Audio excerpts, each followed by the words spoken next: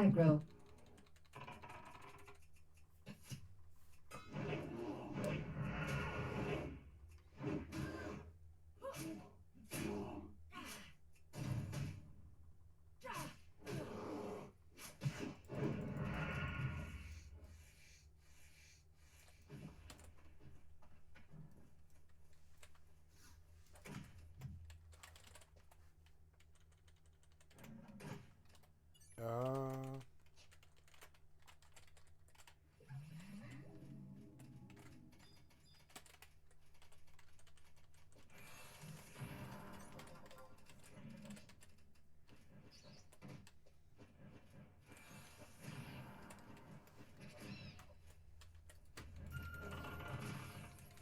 Nice. Aggro. I love that sound.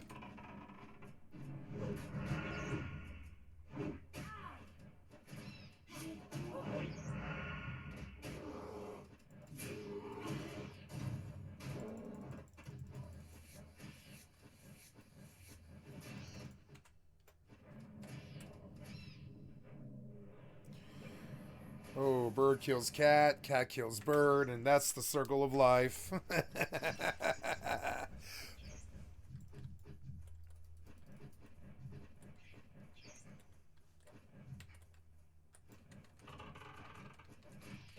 Aggro.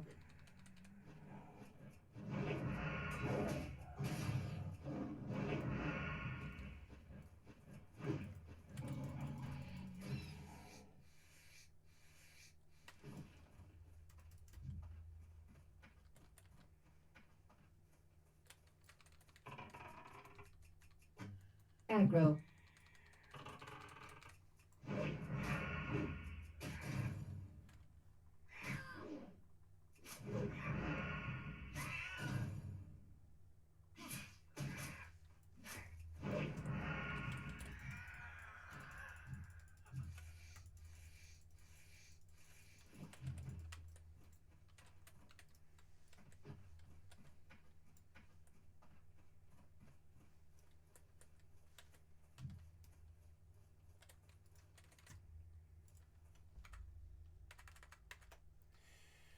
DAOC, EverQuest 2.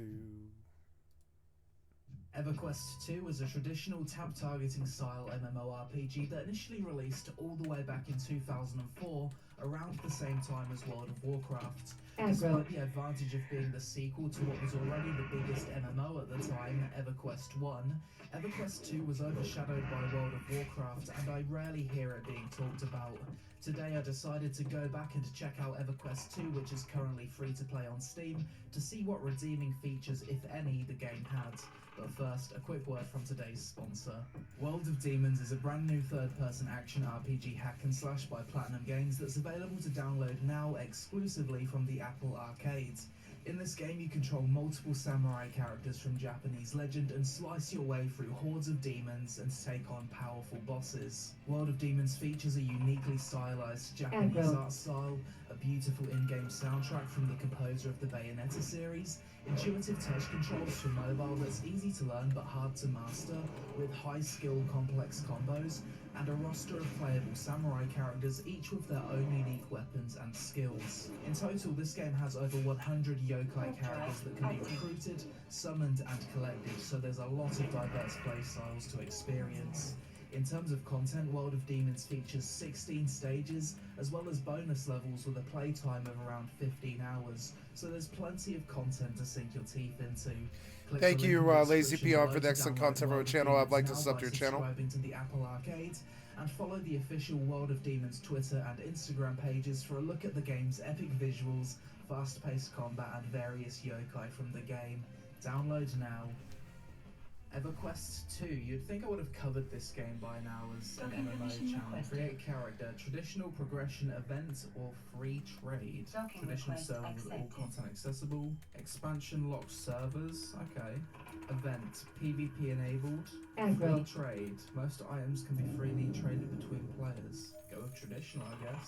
We've got 4 base archetypes: the fighter, priest, mage, and scout.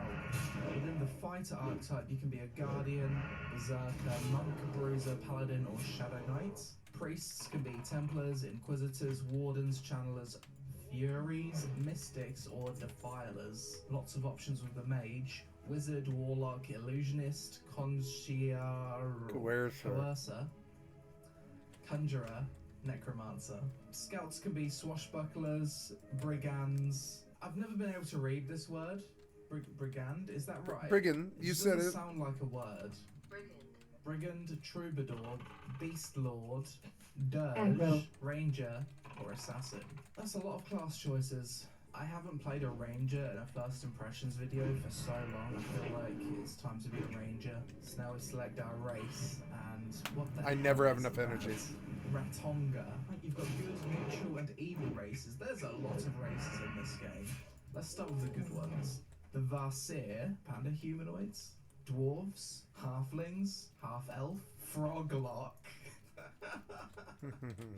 The name of that Okay, I'm gonna race pause here tickles for me, for froglock. bio. The other ones, yeah, fairly standard, stereotypical fantasy archetypes. And you got this thing, Ribbit, Wood Elf, and Fae. Neutral races, Erakin, Barbarian, Ratonga, Human, Freeblood, Erudite, Half-Elf again, Gnome, and Kera, the furry race. Evil races, Arasai, Dark Elf, Ogre. Wow, that's a giant race. That's pretty cool. You don't see a lot of MMOs with truly giant ogre races. I appreciate that. Troll. Oh my god.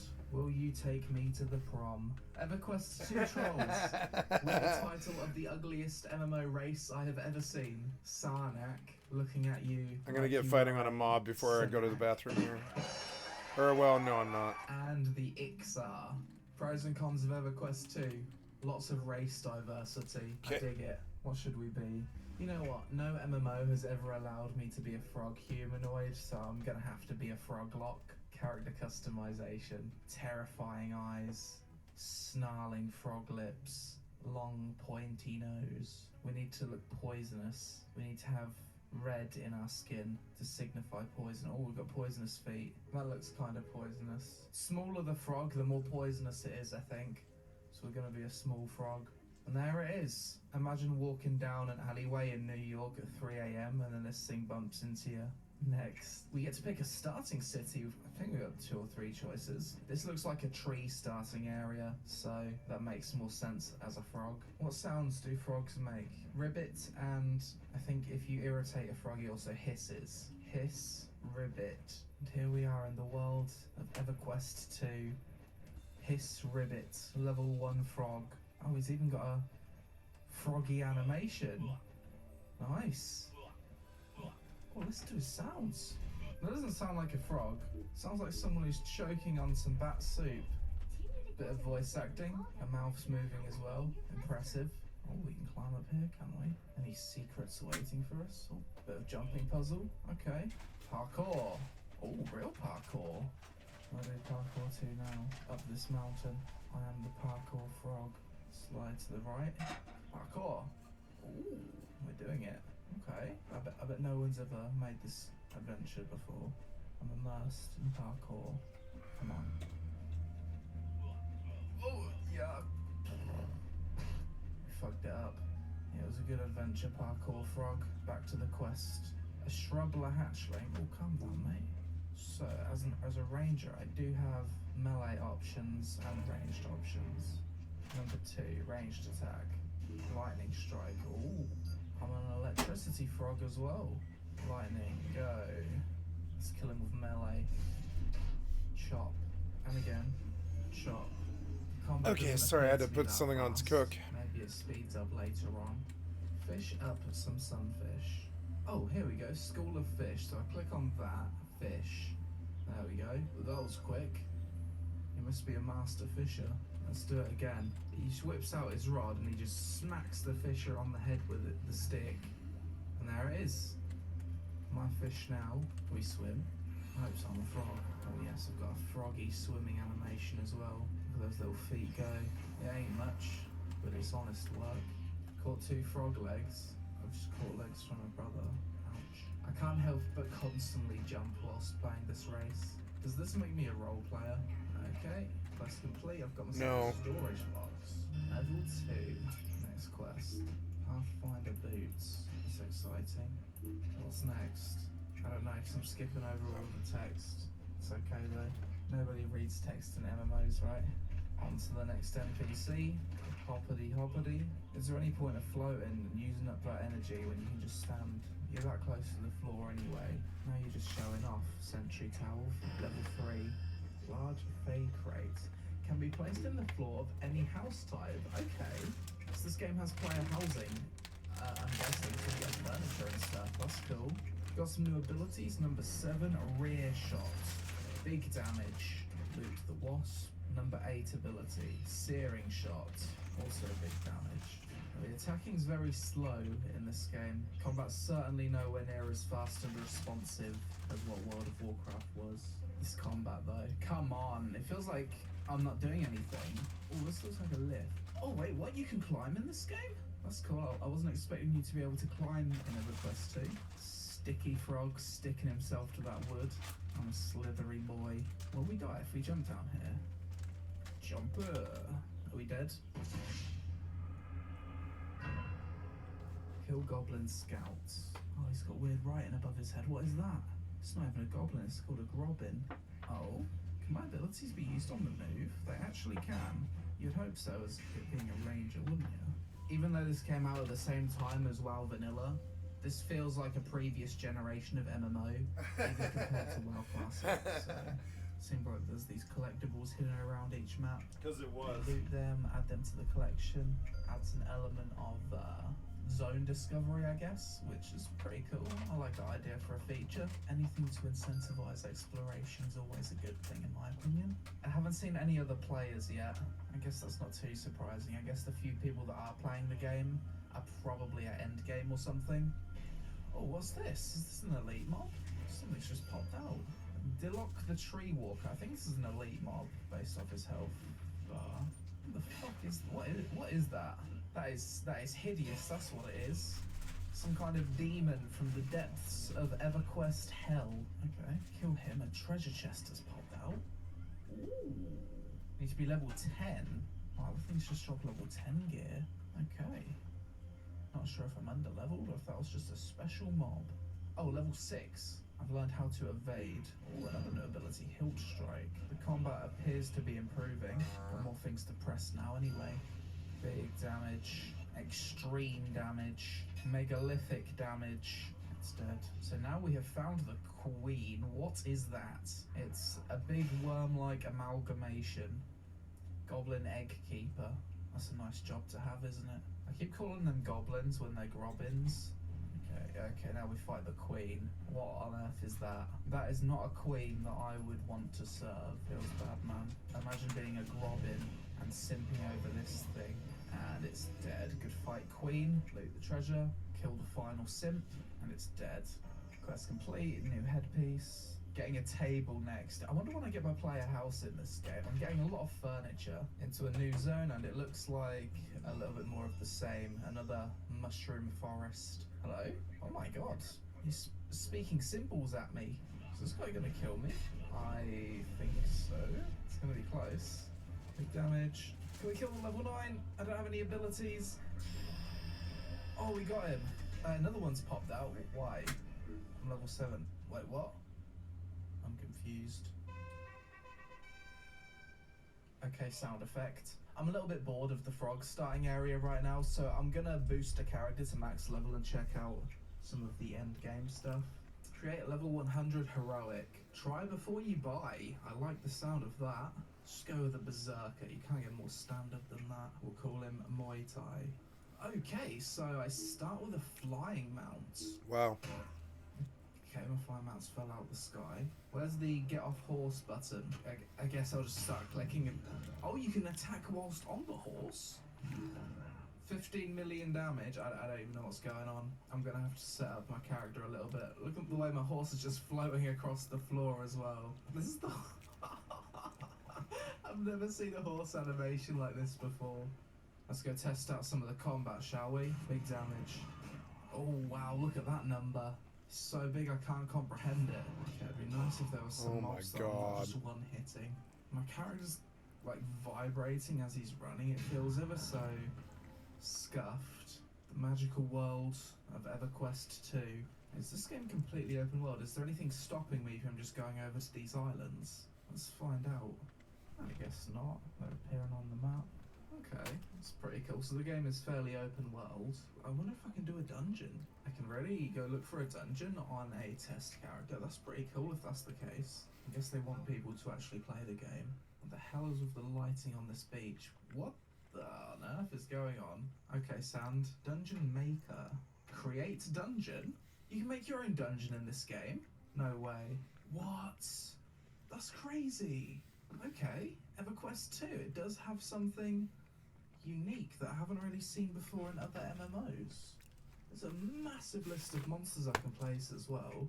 Placing a dragon. Fair play, EverQuest 2. Actually has a unique feature. I don't think there's many MMOs out there at all that allow you to design your own dungeons. Final Fantasy 11.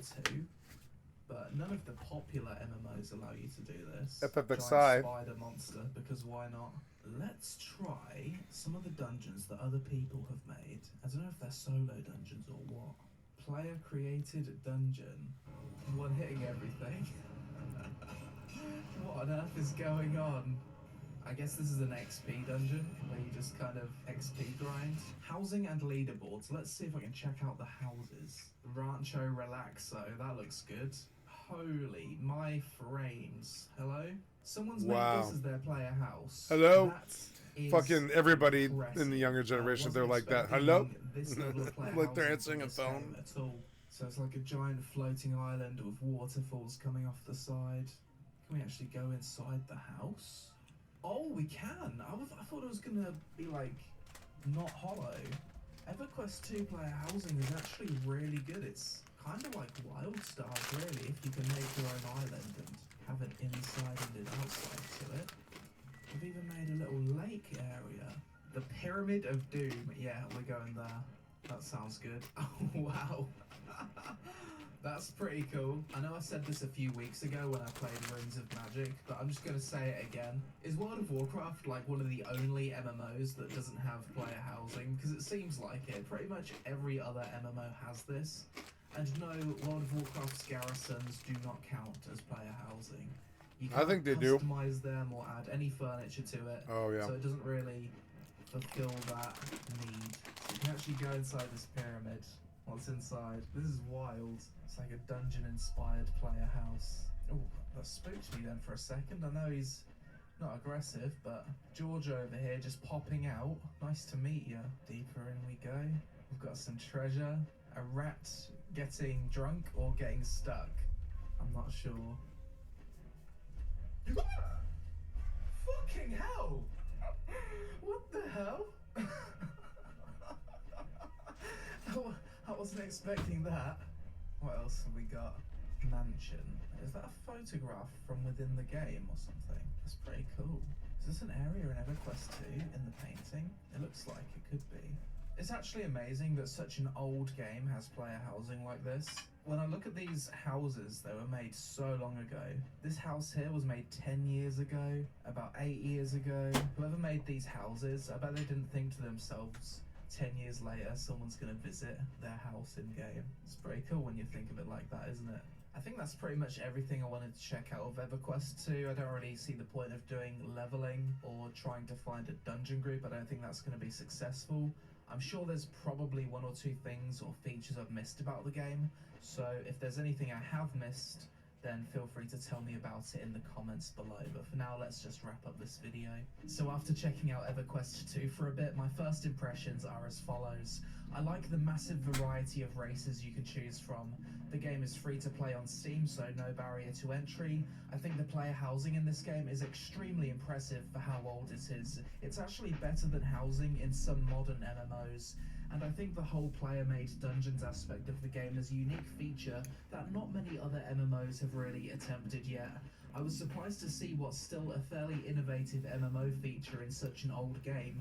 I guess it just shows how slowly this genre has progressed in the last 15 years. The game has no windowed borderless mode, so it's annoying to play if you have multiple monitors.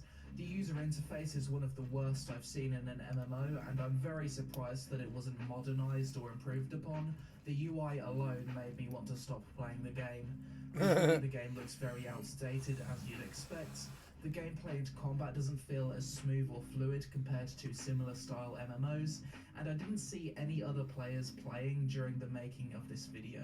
Overall, after checking out EverQuest 2, I can understand why it was Did you enter a brilliant new reward system that solves some of the game's biggest pain points, and it kicks off a brand new story arc that's far more compelling than anything we've had before, making it an excellent jumping in point for anyone looking to dive into the best MMORPG that nobody talks about.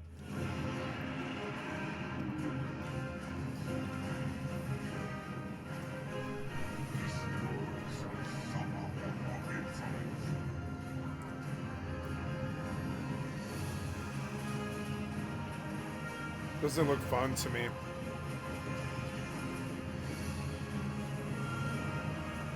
Looks boring.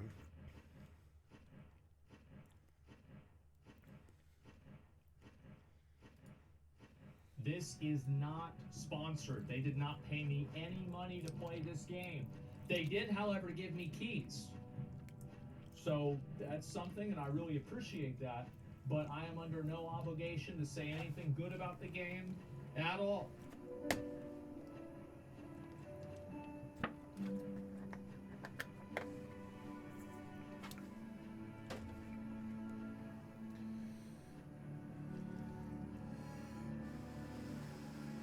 I made it. Let me make sure that I have the music muted. All right, so we've got everybody. All right, there's a lot of people here. Okay, so you can gather with E.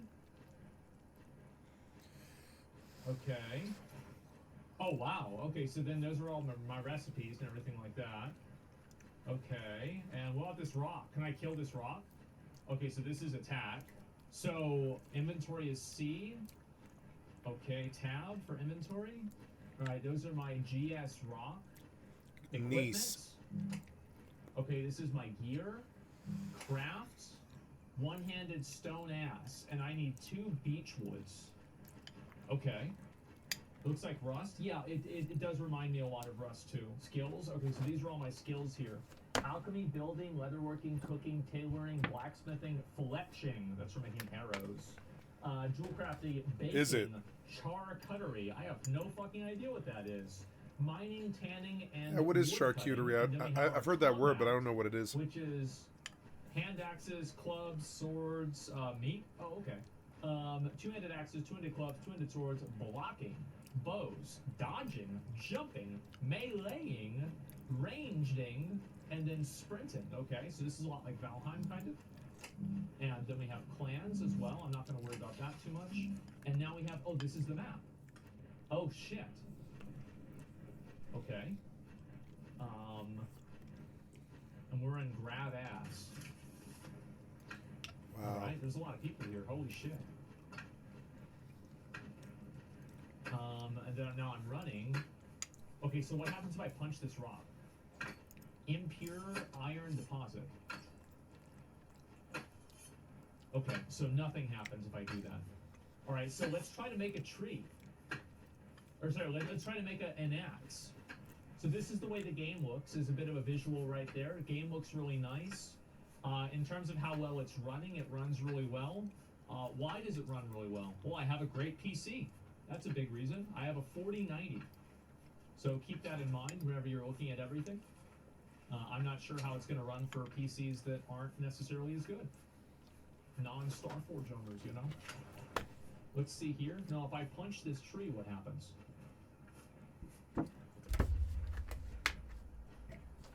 Okay, I can't do anything. Oh, I can just pick up the branches. Oh, okay. I didn't even notice. Ooh. I see it now. So it's a lot like Valheim.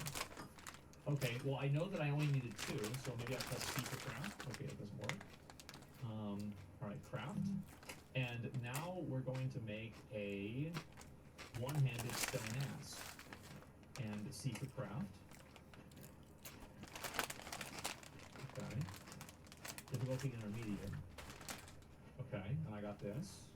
And now I'm going to put this into my inventory. There we go. 1. Okay, axe is out. Alright. And let's look around here. Just kind of want to get an idea of like what the world looks like. Oh, what the fuck is that?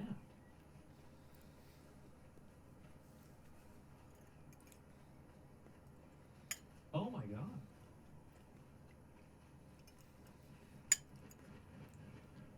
Holy shit. Examine. Sanson.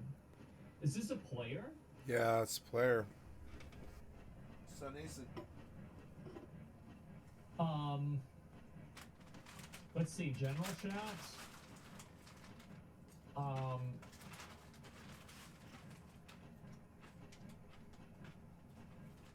Are you real? Wait, no, that's just a random person. Okay, Samson, are you a real person?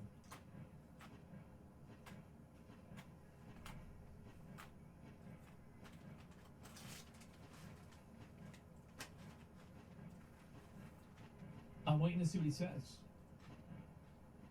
Oh, it's getting dark. Sanson, are you a real person or not? I don't even know if he's a real person. I don't know why you're worried about it. So is this a house that they built together? Oh my god, basic fletching table. Look at this, this is incredible. Iron anvil. It can craft an iron axe head. Holy shit. So did this guy make the entire thing himself? I think he did. Well, there's a second story. There's Fox.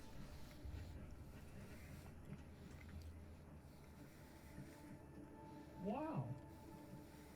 There's a sunroof for light.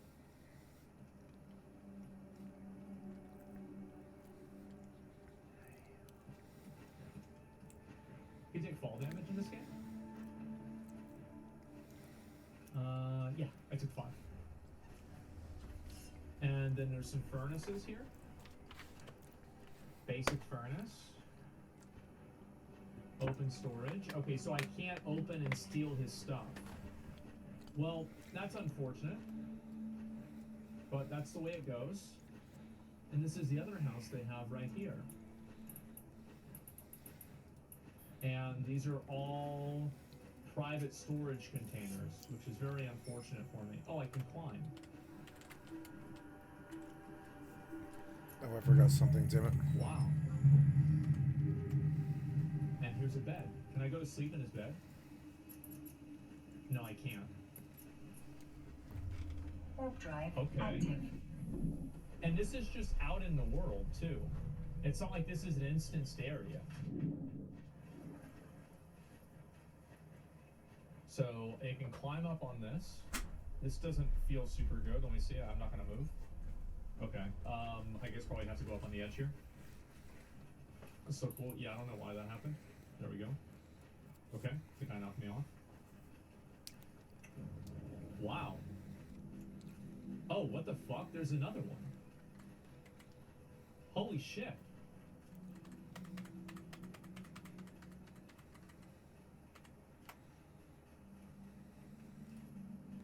Waiting for a wolf to kill you? I'm not seeing any animals around by. Basic charcoal, and also all of the combat in this game. Can I open this? Open door. Hello. Wow.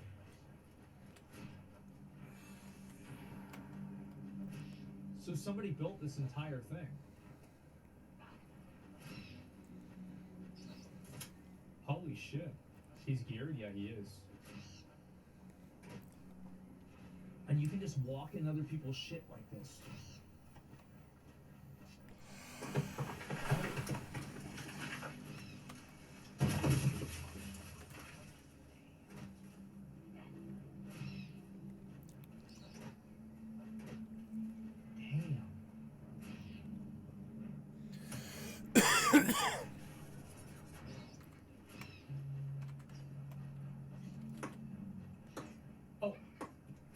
Wait, I can get on it? Okay, what happens if I'm on it and you... That's pretty much what I expected, but I wanted to see it happen. Yeah, does that work? No, I guess this is a place where PvP isn't enabled.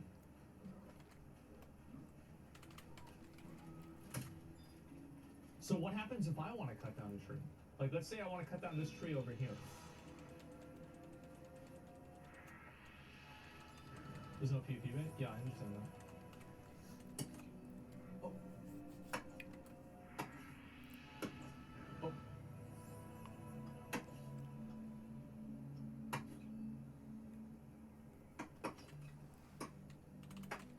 There's the first problem.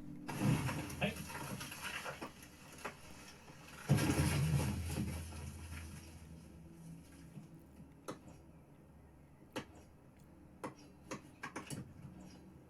So did I get any wood out of that? I don't think I did. Did anybody get wood out of it?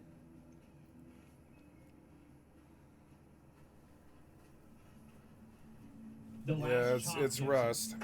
Okay. Let me try it. Let me try and do it here.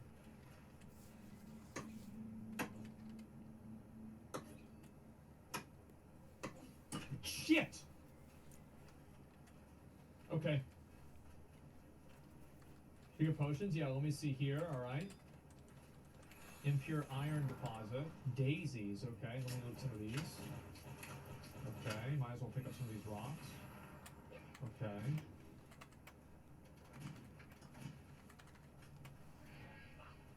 Oh, what's that? Is that another house? I think it is. Your skill has increased.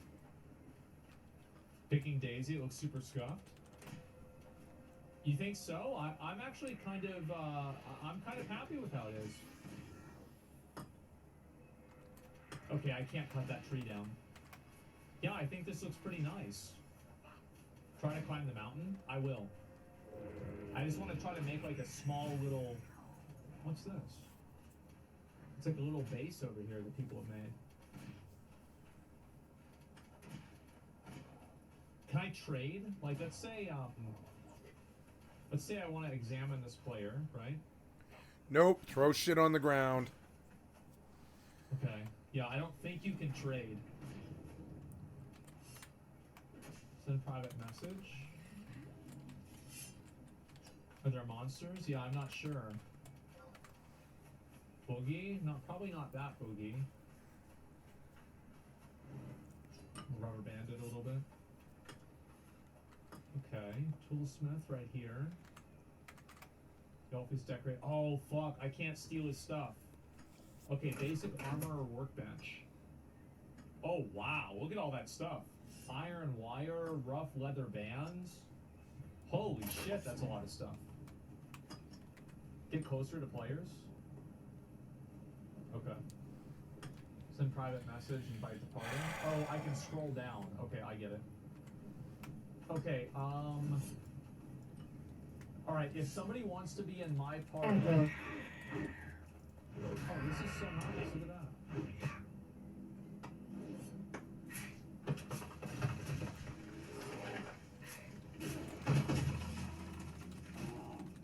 Okay, we need to find an area that we're gonna set up our city, okay?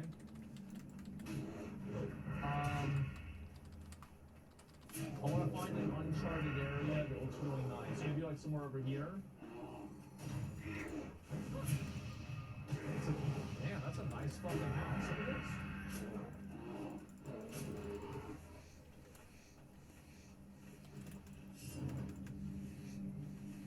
Start delegating? Oh, I will. This is really nice. Pottery kiln? Clay and charcoal, clay shingles. Aggro. Oh wow. That's really bright. Okay.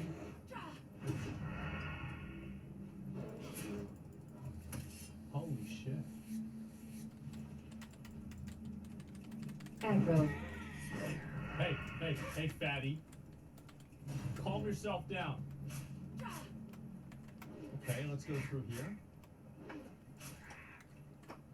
And what happens if I go in the water? 63. Can I dive?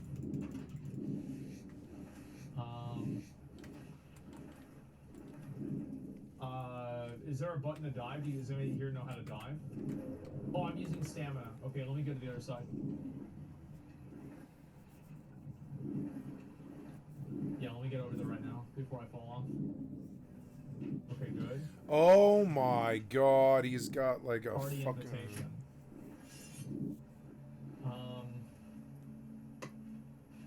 Chill for a second, bro. Chill. So did somebody build this bridge? There's no way, right? No. Let's actually make this our home. Oh, it's a deer. Kill the deer. Kill the deer. Everybody get on the deer. Get on the deer. Get him. The combat's not ready yet, but we're going to kill it anyway. Where is it? Where is it? Did you guys get him? It's dead, right? Okay, good. All right, everybody meet up over at me.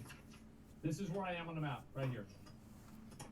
Everybody meet up at where I'm at.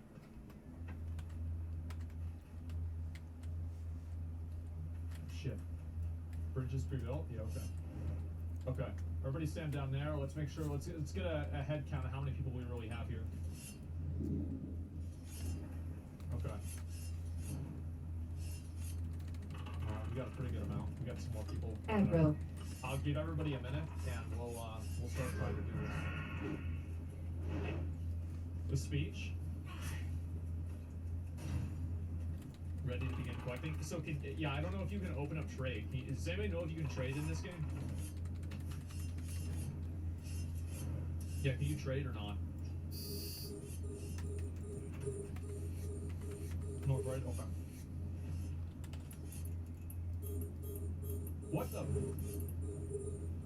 What the hell?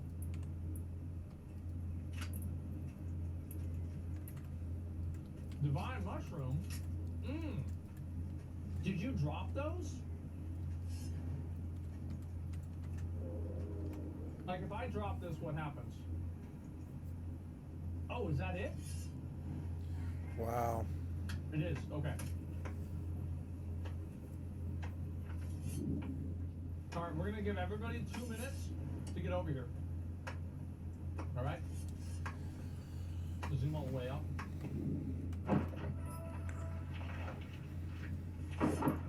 Over the map again? Yeah. Look where we're at. Wow.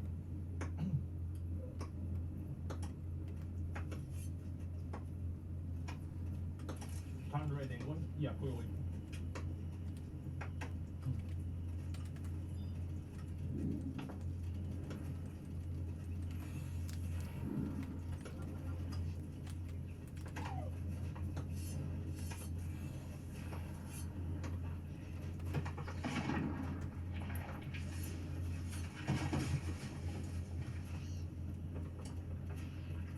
I'm trying to figure something out, sorry.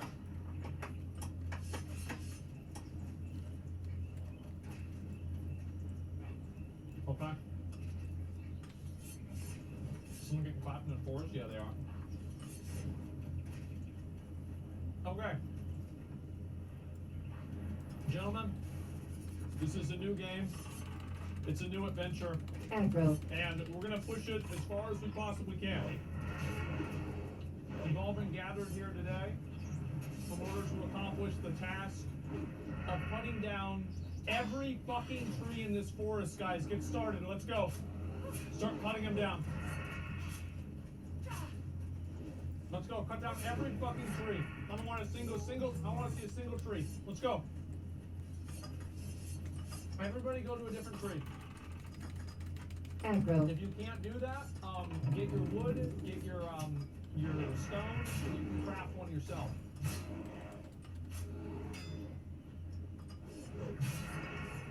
Let's go. I want to see these trees getting cut down. Aggro. Sunbowl bog. Come on, get to work. Grow here, get to work.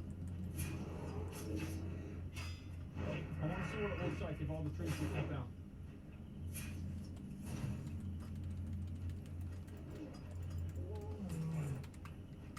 I'm bringing good deeds, my lord. No, Oh, I'm dead. He decharmed? Oh, he decharmed. Son of a The bitch. front stuff? Yeah, exactly. God damn it. The trees aren't getting cut down. Wait, are y'all not able to cut down the trees? Wait, guys. Guys, cancel, cancel, cancel. We can't cut down all these trees. We can only cut down some trees.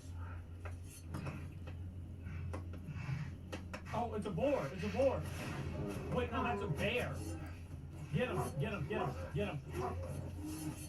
Nice. Good job, guys. Good job. Good job.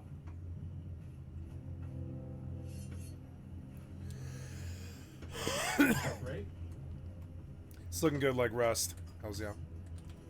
Okay, I'm gonna find my own tree. Maybe I cut down the smaller ones. Somebody pulled him? Yeah, somebody did.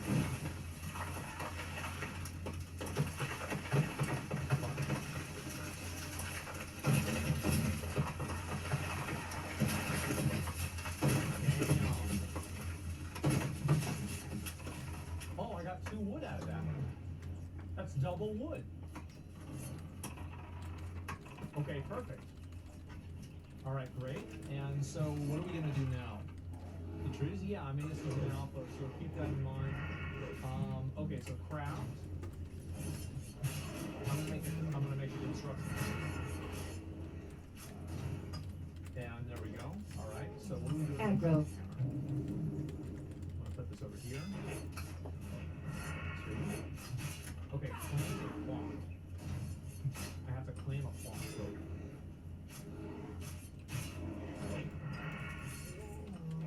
claim a plot. All right, where is it? Aggro. I'm gonna build my house like right here.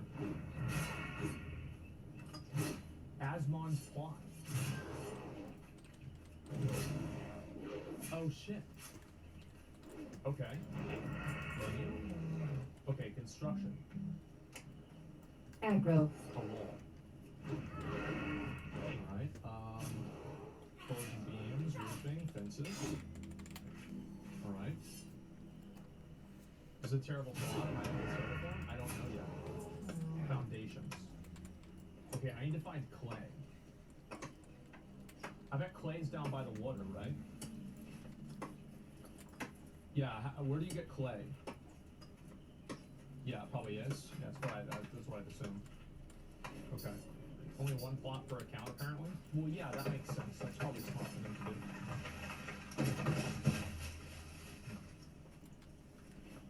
Okay. I'm gonna go see if I can find some clay. Down by a river? Yeah. Was that it? Yeah, here it is. Wait, holy shit, there's a lot of clay. Holy fuck! Look at it all. Oh, we're balling now. Let's go.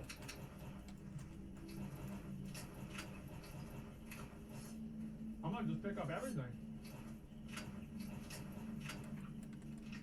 Okay.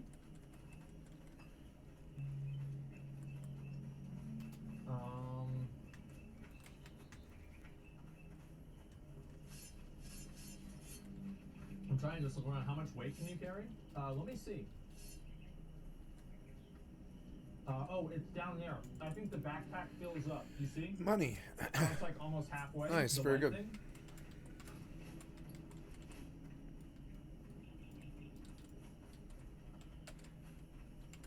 Okay, and let's go back over. I'm gonna see if I can make some stuff now that I got a lot of clay.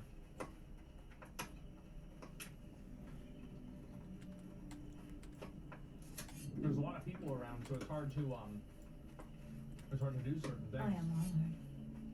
So this is where everybody's plot is. Oh my god. Be careful. So we're making our own little village here. Holy shit. Okay.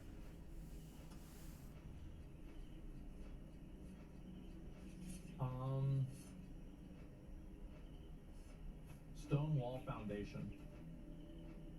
Okay, rotate. Oh, I see. Okay. I guess we'll put it right here.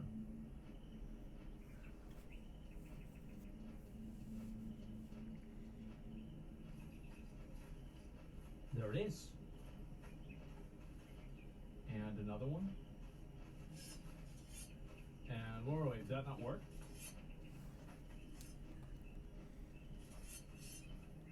Huh.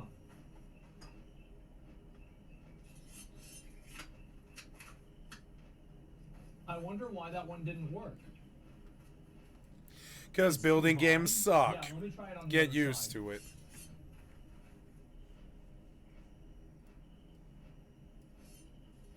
They can't seem to get the other. I Can't. see.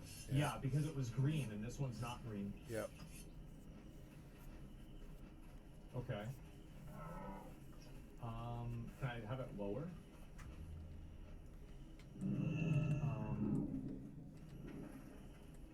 Okay, maybe a smaller one? No. Like that works, but that already... Oh, there we go. Okay. Vishnu Pala. We're gonna need a lot of these rocks. We're gonna need an assload of rocks, honestly. Yeah, holy shit. Okay. What's this? Wood chopping block.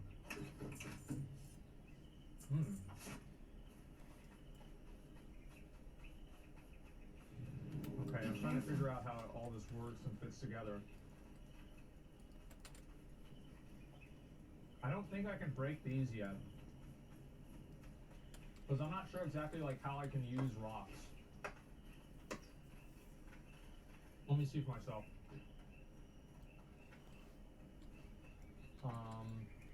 Yeah, craft.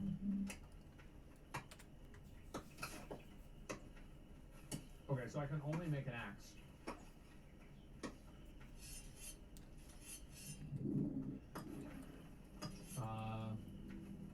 Need a pickaxe? Yeah, I know. What the hell? That's a bridge? No, it's an elevator. Oh, okay. Alright, where's my plot? And so if I put this up, then I can find my plot right here. Okay.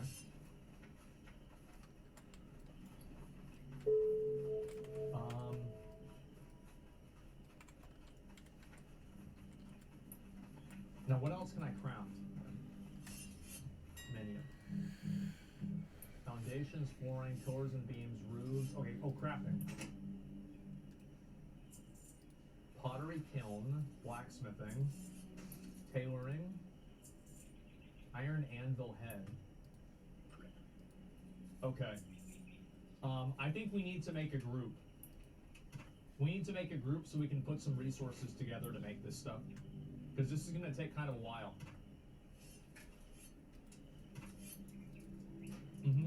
Yeah. Alright. Not bad. 30 silver there. If you want to be in my group, come over here.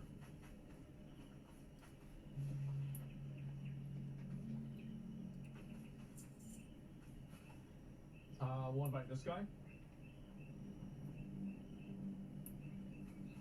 Am I inviting him or is it working? Oh, it did. Okay, is there anybody else here that I know?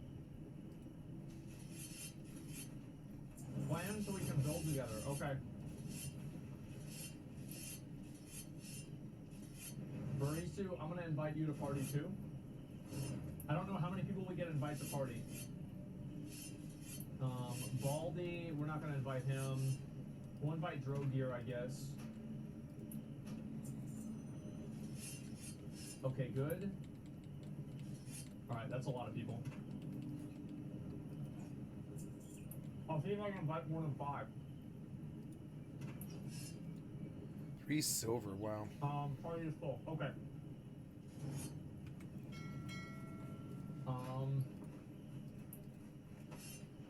So how do I make a clan?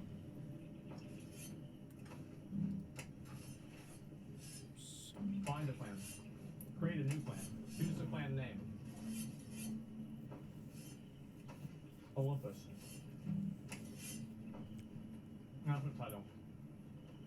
Twitch Prime. What happened?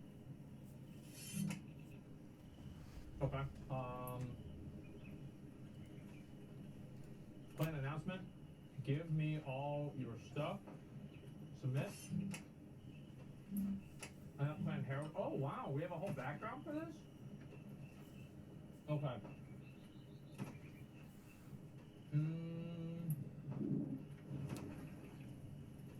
Well, looking at this reminds me of customizing my thing in Halo 2. Remember that? Whenever you customize your icon?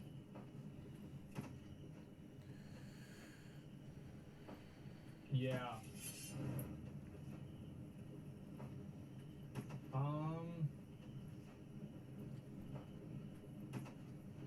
I think we're gonna go with the eagle here.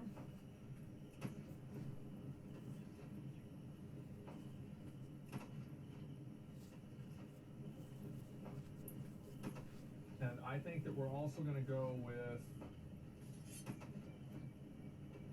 I think we'll just go with this. That's fine. Done. Done for now. Okay, and then elders. All right. So how do I add people into my clan? Applicants. Oh shit, we have a lot of them. Clan advertisement. Okay, the Atlanta's Gala. Okay, so I'm just gonna get rid of all this. Cosmon Gold, and friends. Okay. And so let's go ahead and invite some people. Morty, let's invite Morty in here. Accept. Okay, Morty, and you're all villagers, by the way. Okay, everybody here is a villager. And yeah, make sure to apply. I will give everything. Okay, yeah, he's gonna get promoted. We're gonna invite this guy, Juan. We'll invite Juan? Jibu. Let's Fucking get everybody idiot. in here, okay? Come on, guys. Let's go. Juan. You Juan. invite me. You have to. This is where I am. Juan. I'm right here on the map. So come over here and I can invite you to my clan.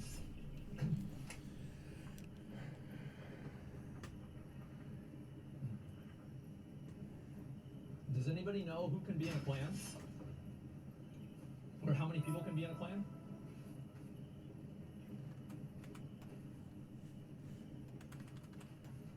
A 100? Over 60 people? Okay. Is there anybody else who's able to apply and join? And what do I do here? Promote or remove? Okay, Jibu. Jibu, you're getting promoted.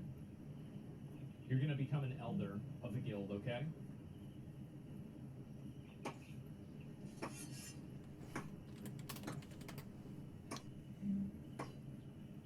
Why are you a fat girl? What's going on with that? I don't think I can. I can't. That's heraldry. Wow, this is 3 hours long. Wow. It's hard to tell because we've got so many. And also, you can use T to teleport back to the castle. There we go. Good job. Yeah, as soon as we get like the higher level wood, like we'll be able to do this so fast.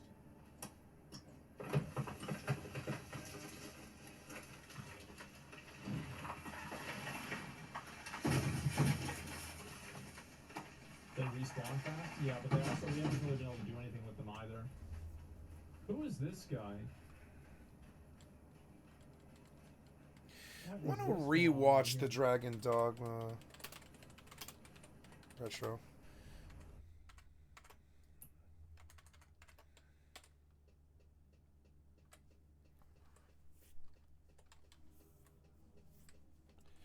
I got pretty good progress. I think I'm going to sub out Final Fantasy for Dragon's Dogma here.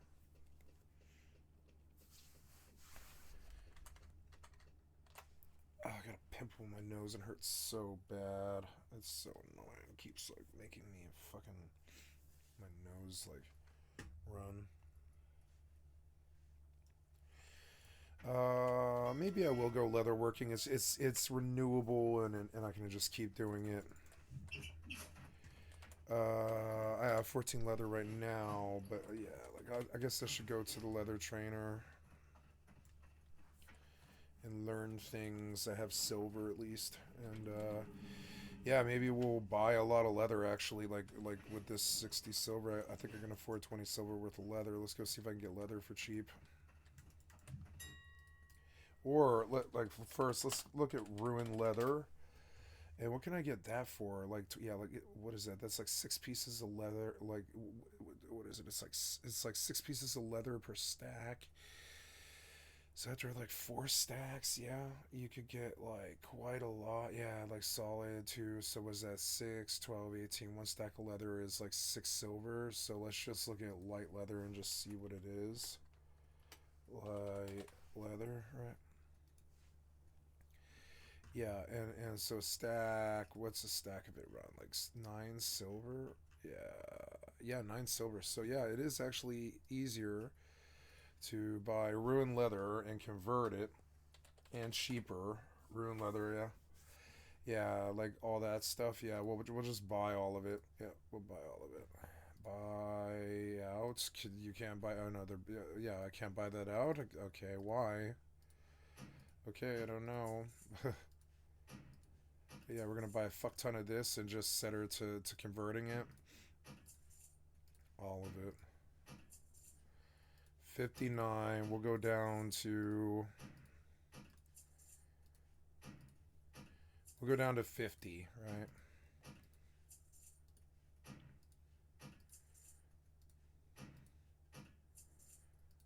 We're gonna a little bit more, like that much, right? And then we'll convert all that.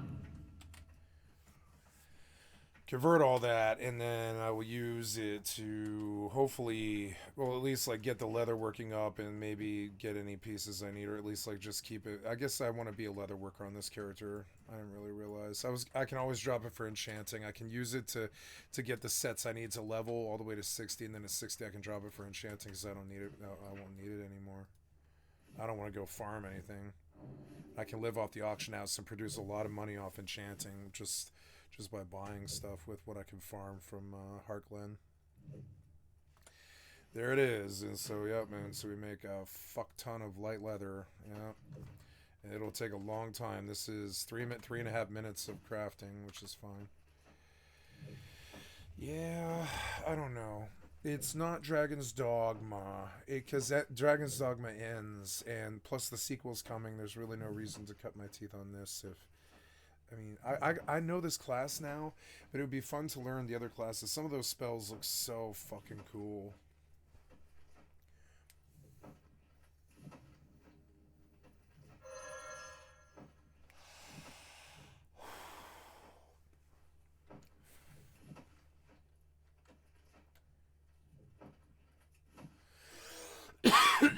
Excuse me.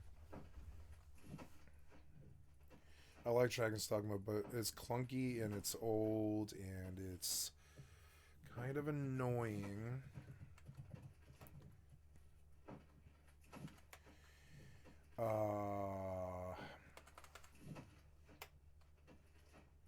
The asteroid is depleted.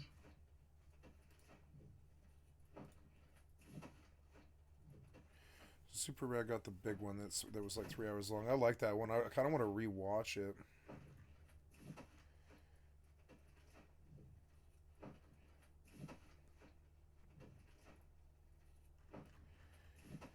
The game itself is super good.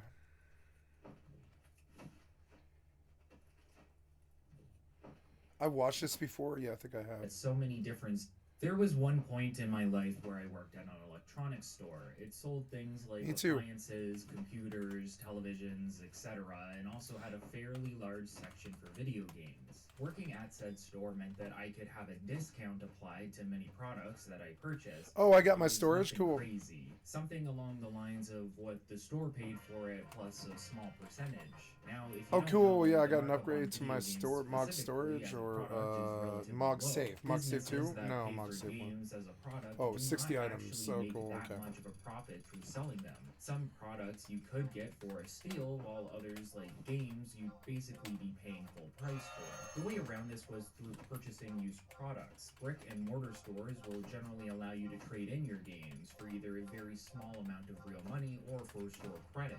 There's deals here Yeah, and rip there you for off, trade-ins, yeah. but you're almost always getting screwed over. The main use of this system is for kids who can't actively afford games to be taken advantage of and trade in their old ones so that they can grab something new. Usually the current big game being marketed at the time. Since the markup for trade-ins was so high in comparison to a new game, it meant that the store discount applied to staff was much better overall as well. This was a time in my life where I was trying many games that I would have never considered trying before. If I was going to pay an exorbitant amount on a game, I would want to make sure I knew everything about it. Marketing back then and still today is used to push the consumer into buying highly priced products with the promise that it'll be of high Yep, that it'll be quality as worth well. it, worth And the this is money. always a hit or And miss very situation. seldom is You it. get And to this be this more game was. experimental with It your absolutely choices was. when you have less to lose. If I see a used game on the shelf, cheap from trade-in and made even cheaper through my discount, I could often take the risk based simply on what I see on the cover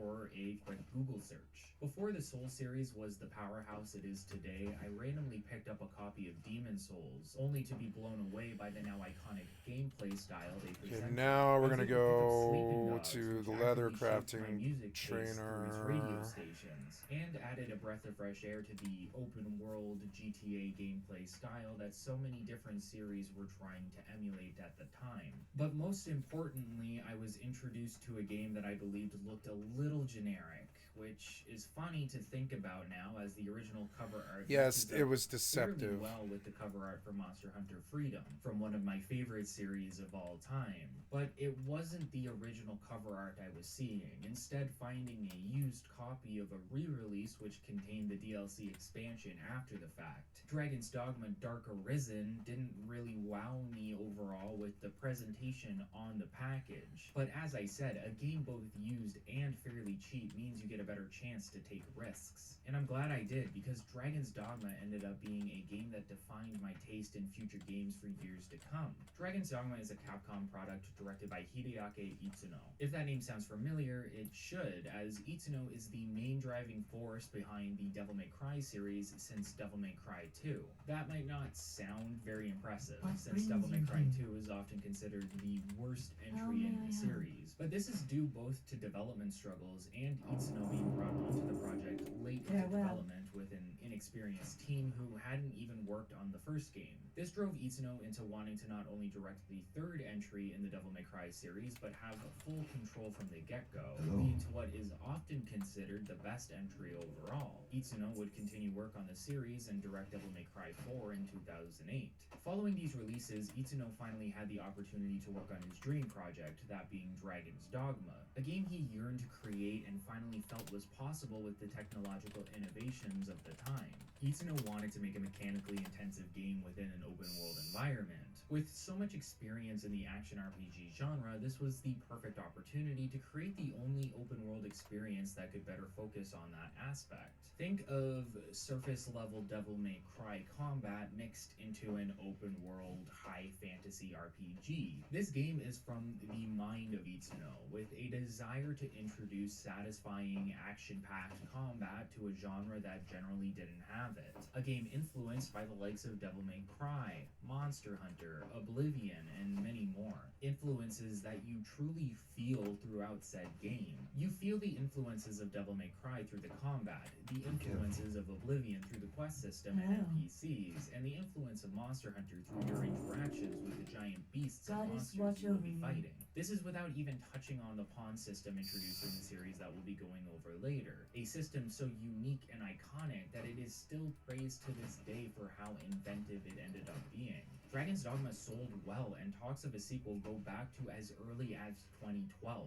after selling 1 million copies worldwide. The true sequel would not be seen until its announcement in 2022, but the game did receive a multiplayer sequel in the form of Dragon's Dogma Online, an entry that released in 2015 and shut down service in 2019. But what actually made this game so unique and successful? What was it about Dragon's Dogma that allowed it to exude so much charm to the point that I am still enamored with it to this day? It's not just the combat system, it's the world building, the mechanics of quests and characters, the pawn system, and the depth in world design. Even if Granzis, where the game takes place, may sometimes feel overly empty. It's a game that gives you options. More options than you may ever think possible. The aesthetic is eerie in some ways. You often watch cutscenes and things will feel off. Characters can be fairly off-putting and storylines will most likely not make sense to you on your first playthrough. Dragon's Dogma does not hold your hand through the narrative. There's a lot for you to figure out on your own, and that lends to the game's appeal and mystique.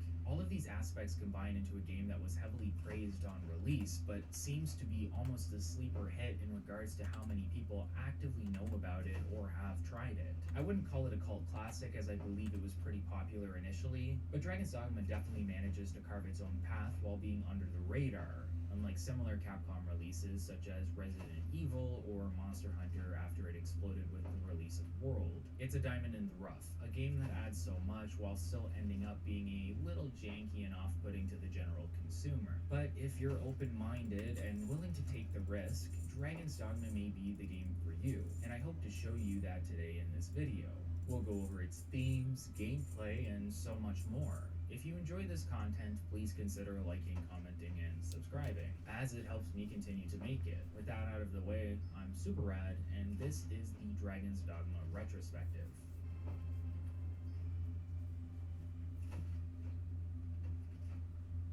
This video is sponsored by Manscaped.com, the premium global brand for men's grooming and hygiene products. If you're looking for a high-quality brand to complement your shaving experience, whether it be above or below the waist, look no further than Manscaped, who are kind enough to send me their perfect package 4.0. The package includes the Lawnmower 4.0, a waterproof trimmer that comes with advanced skin-safe technology, so you know that your skin will be safe no matter where those ceramic blades are touching. Also included are the Crop Preserver and Reviver deodorant and toner for your balls. They're for your balls. Additionally, you get a disposable shaving mat in the form of an old-timey newspaper, and for a limited time, this amazing shed travel bag. It's very soft. As well as a pair of the softest anti-chafing boxer briefs I've ever worn. So what are you waiting for? Head over to Manscaped.com and get 20% off plus free shipping and those 2 free gifts when you use my promo code SUPERRAD at Manscaped.com. That's 20% off plus free shipping and 2 free gifts with my promo SUPERRAD at Manscaped.com.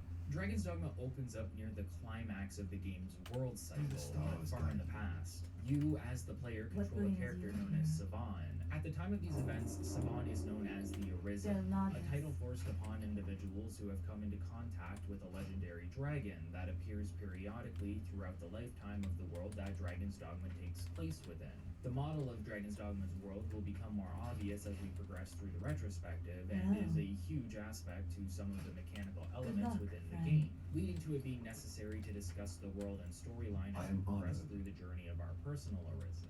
For a short time, however, we are Savan, and it's the duty of Savan to take down the dragon that is terrorizing the land. While this sets up foreshadowing for your personal character's own adventure, the story of Savan is mostly meant as a brief tutorial of sorts, a means of highlighting the combat system of Dragon's Dogma without forcing the player through various menus and dialogue. Instead, the player is thrust into an adventure, one that leads them into recruiting several pawns automatically. Pawns are the servants of the Arisen, destined and compelled to help the Arisen along their journey to confronting the dragon. They're also tied to one of the most well-known mechanics of the game, and we'll get a better idea of what that is as we progress. Savan is a fighter, a type of vocation or class within the world of Dragon's Dogma, sporting a sword and shield that allows him to not only block incoming attacks, but use various skills to distract foes and stun them. In fact, almost every vocation comes with a primary and secondary weapon that ties into the overall design design of combat within the game. On your primary weapon, you can assign up to 3 skills and then expend stamina to use them, or attack as normal at little to no cost. It's the same for secondary weapons.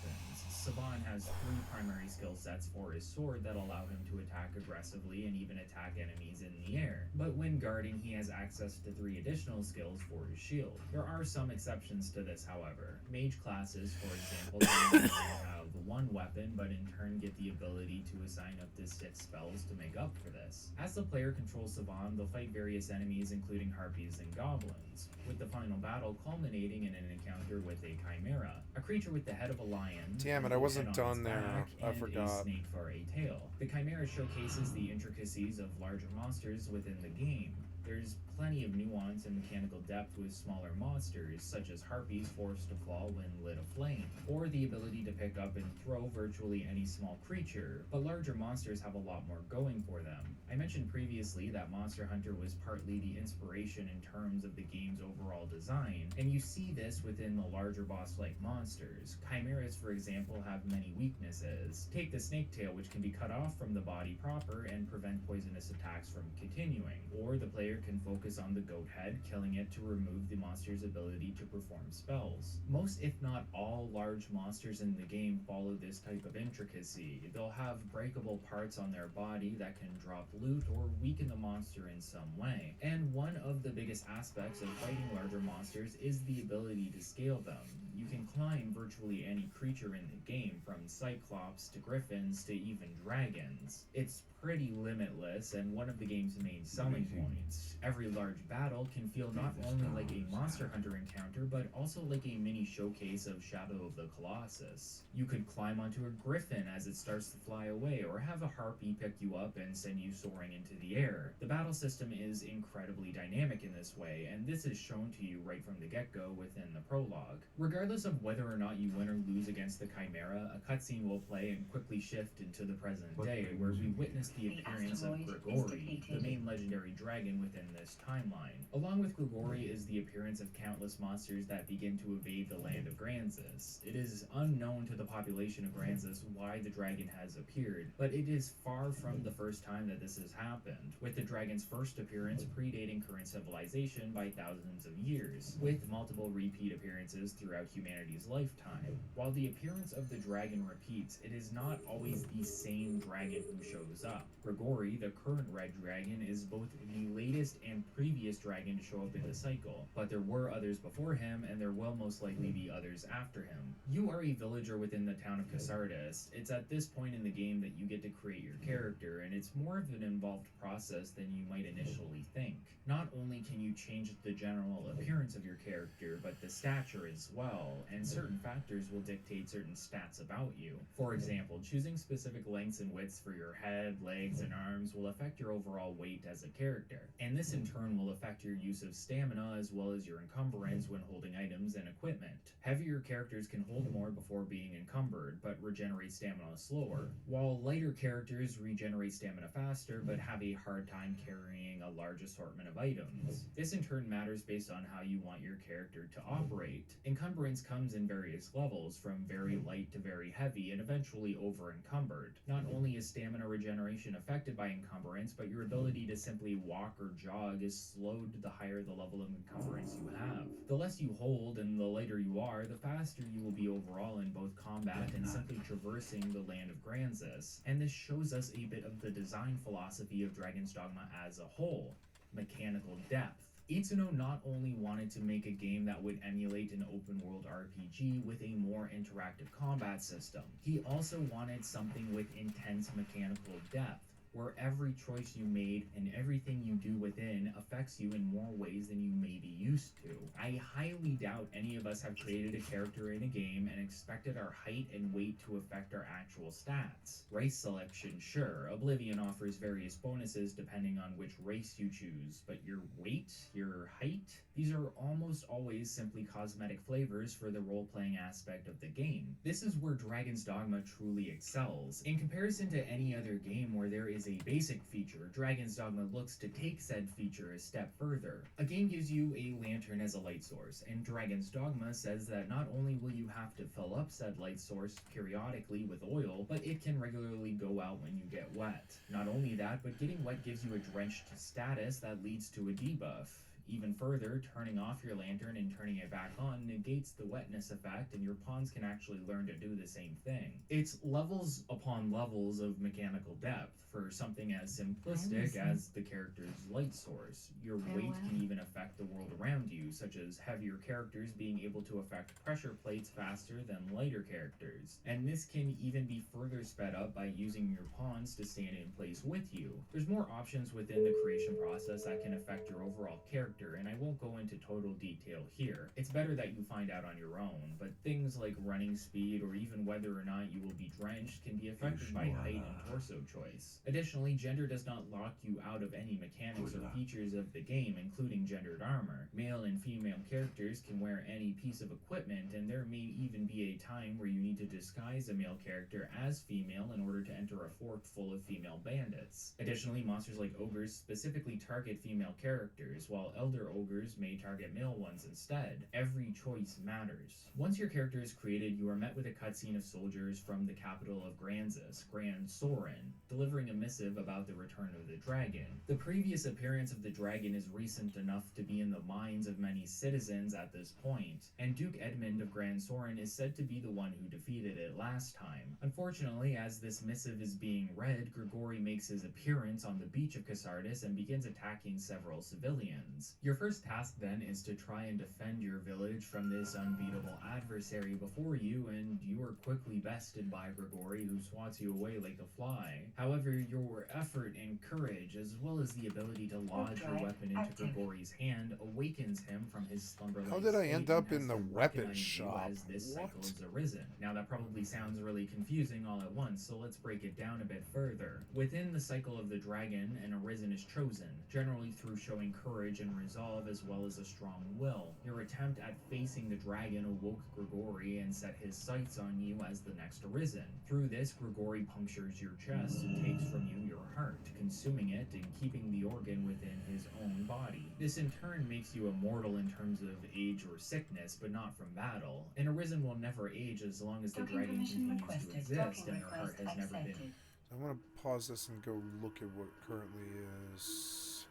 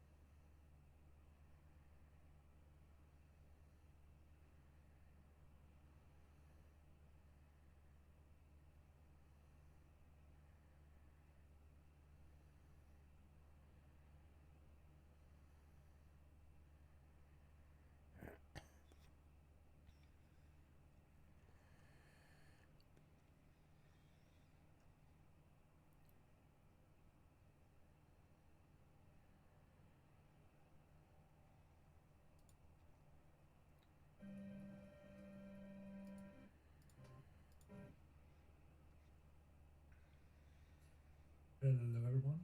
Can you hear me? Sound check, sound check.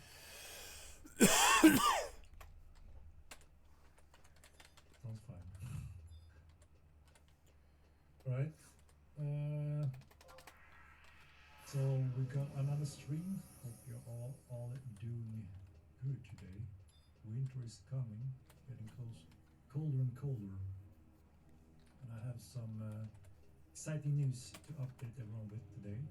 We had an awesome PTR last week, which is very important to get in place to make sure that we have, no big surprises or major issues. And the main purpose of this PTR was obviously to make sure overall performance, overall stability, and so on was covered in a wide amount of computer setups. I mean, everyone has different specs, hardware, and we want to make sure we have a good coverage of a lot of different specs.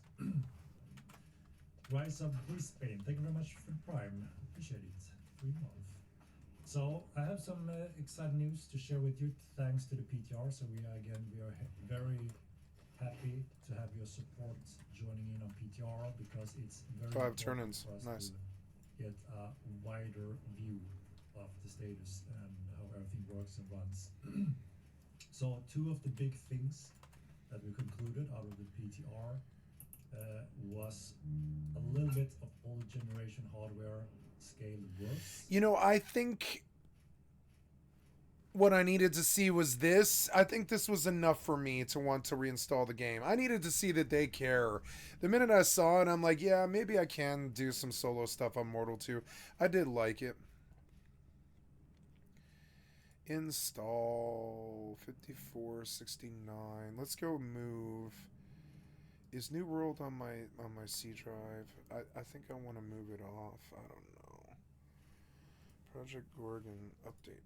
Nice.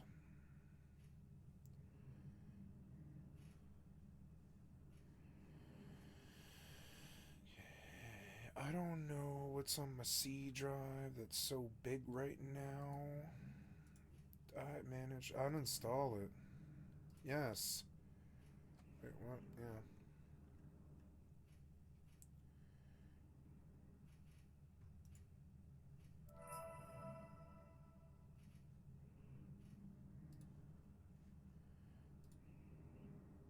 On D. This game was on C. It's 20 gigs on C. Rust.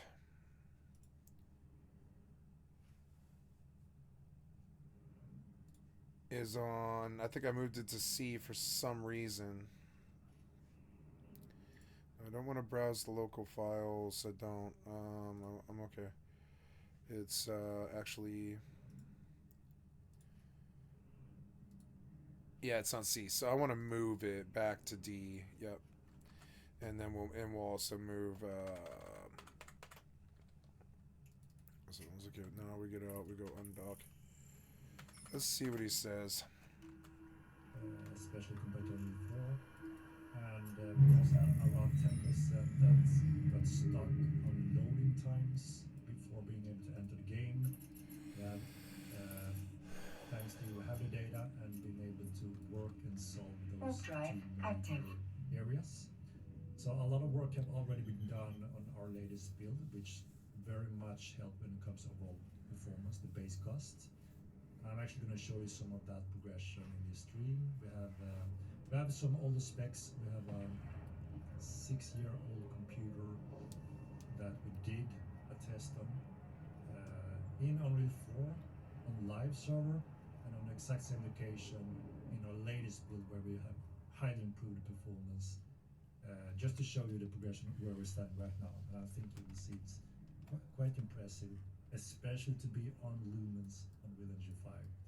If you go to Epic Games website and read about Unreal Engine 5, what the specs and target are for those kind of next generation technologies, it's quite surprising how where they put the bar. Cinematic settings are now used for cinematic settings, as in movies and such. So it's not meant to be gaming at all. So we had to work on those scaling system to fit the game better. Epic is the highest when you have a powerful computer and want to enjoy all the whistles and bells. And then it scales down more efficiently to medium and lower settings. So we're gonna show you a little video of some of that progression as well. So we're going through the final data that we collected from PTR. We're gonna release an update tomorrow with some of the details around all of this, and also revealing our setup when it comes to releasing on Epic Games and deploying on Steam as well. So we're gonna have more details and news regarding that tomorrow as well. So yeah, again, thank you everyone that participating in PTR. Incredible important to have that test, quick efficient test, just to get a much better view and everything. And yeah, we had several areas where you fall through the world. Obviously, we have fixed those as well. So we do wish to follow up on a quick test just to confirm and show you all the progression of all that, and also to allow you to confirm those being fixed, so we're in a good state as possible.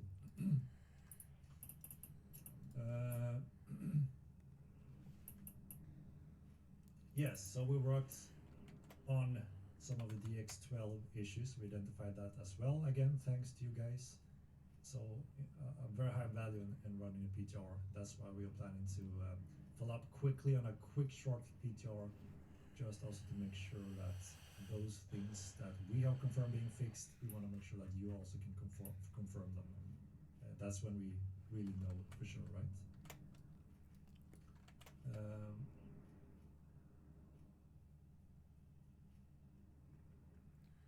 So yeah, more detailed information regarding the release phase and the steps. Now we finally have the necessary data we needed to know where does Unreal 5 stand in terms of a more wider group of.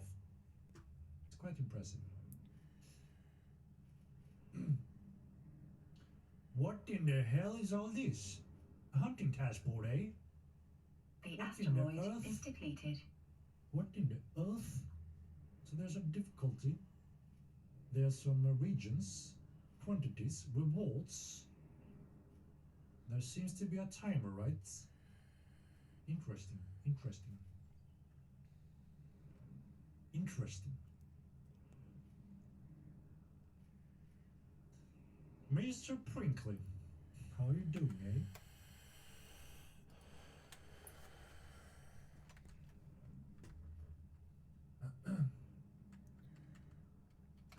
So this is the hunting task system. You will be able to test this a little bit in the next PTR as well, so you can help us, find stuff, and also input on balance and rewards. But it starts out very basic. A noob can't really fail on getting bush picks, for instance. So you're getting some coins as a reward. You're getting standings and task standings. And if we go up in level and difficulties, you eventually also get the hunting coins that you can spend on hunting rewards, such as a badass bear cape. Badass bear cape. Stuff like that. Gino, thank you for the prime, eh? Where the hell did my didn't get a, what's it called? An alert, did I? Oh, thank you. Appreciate it. Appreciate the prime. 3 months. So the Raven Cape is the bounty hunting cape. Really cool. Have you seen Jon Snow in Game of Thrones? Quite inspired from that one. Very epic. So obviously you need to be a successful bounty hunter to try to achieve that cape.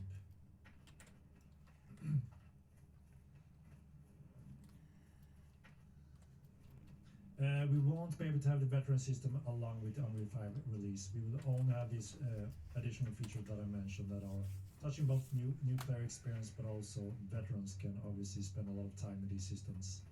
Improve bounty hunting, hunting tasks, warding tasks. That's the start when it comes to that system. And again, we're fixing a lot of bugs, polishing quality of life, a lot of TC content. We are looking into the placement rules of TC constructing. We know that is not optimal, right? So just polishing and making everything works better and be more fluid and functional and nice. Fishing is one of the tasks. We have it fully designed, etc. But the function are not finished for it. So some of those tasks are going to be expanded on upcoming patches as well. We have the system for now, the task system, and then now we're just adding different categories, right? Like crafting, refining, fishing, and so on. So, but yes, fishing is one of them. But that's not finished yet. So they will arrive over time also. Task should have the task system makes it seem better. Yeah, this is what was missing. I'm like, come on, give me some reason to do all this, and that's actually good.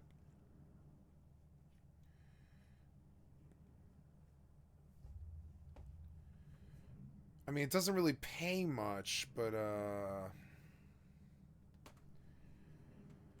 I could see that being interesting. Like, you kind of go from hunt to hunt.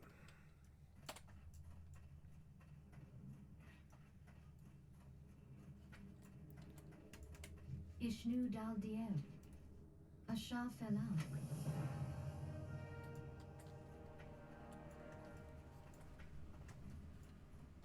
I'm addicted to Mortal, I think, and it's so annoying. I'm like addicted to Mortal.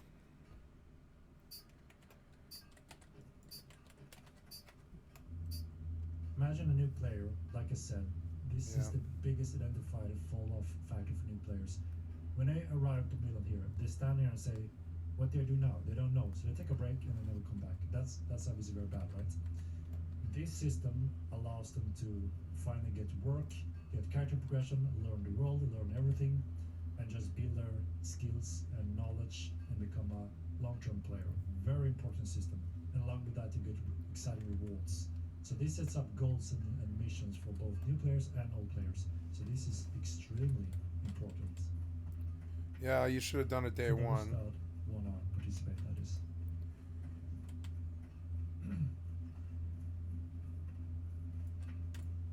Well met. Keep your feet on the ground. Safe travels. I'm gonna leave that one. I don't even want it on my bar. All right.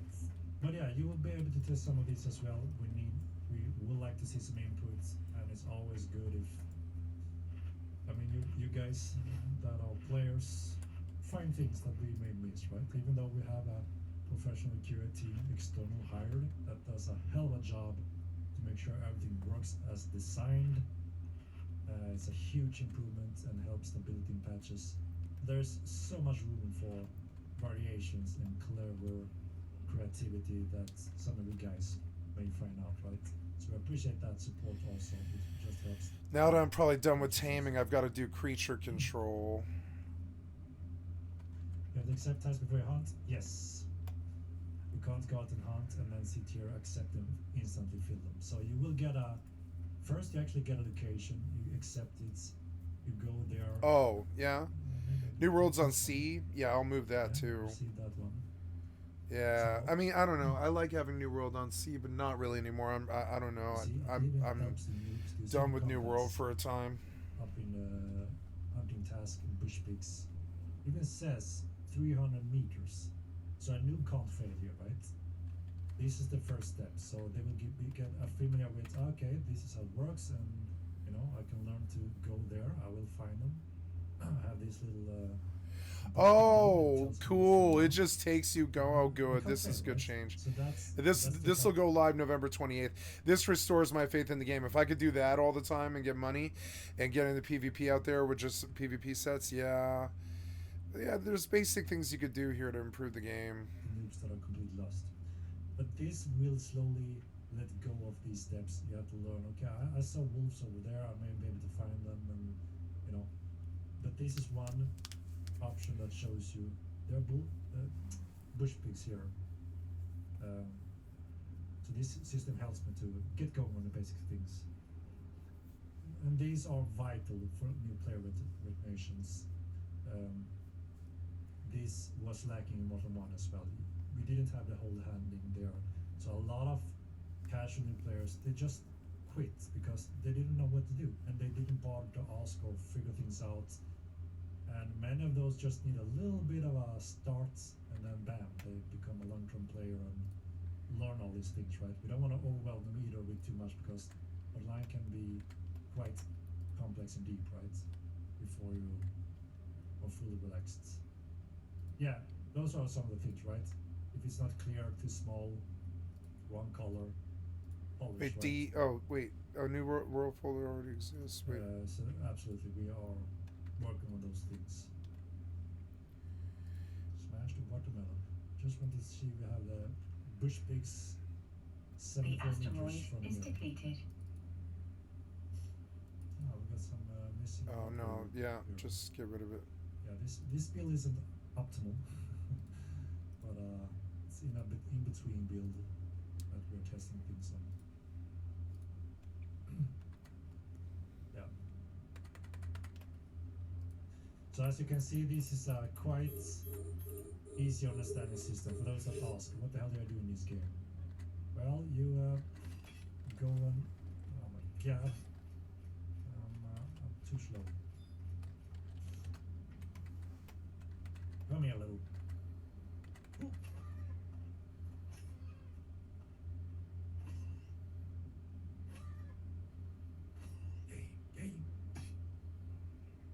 Game, look at that fur. Look at the fur details.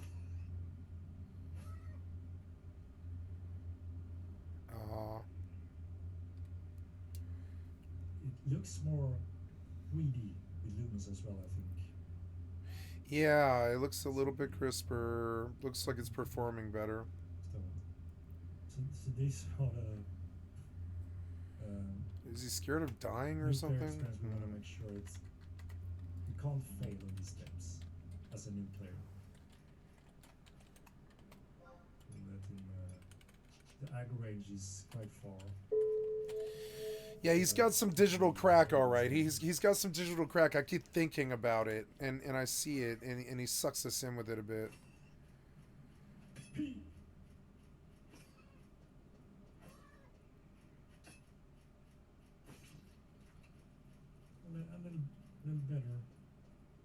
A little better sword.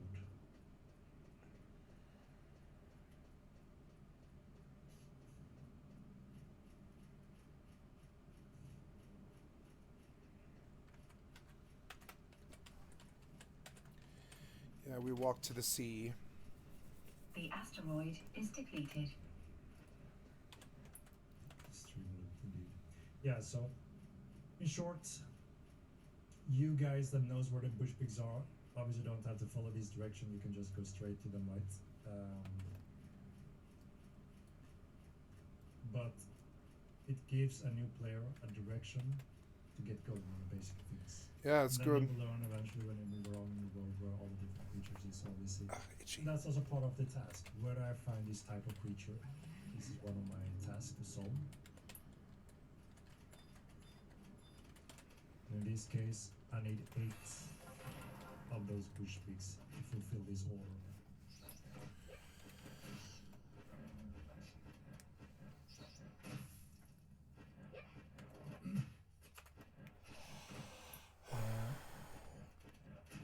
Anything done for tools crafted by players, or will they stay?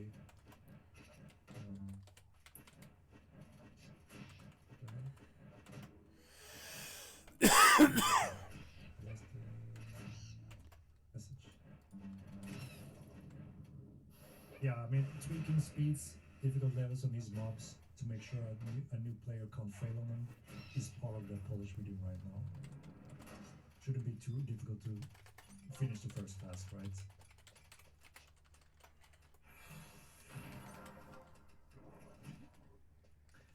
And you know, this task system is also available for players eventually, where you, I mean, we have buy orders and etc., right? Which is in itself some kind of task between players, right?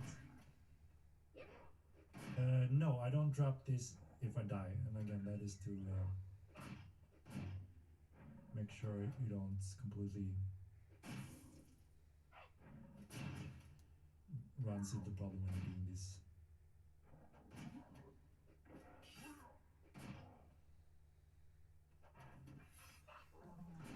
Super sword here, eh?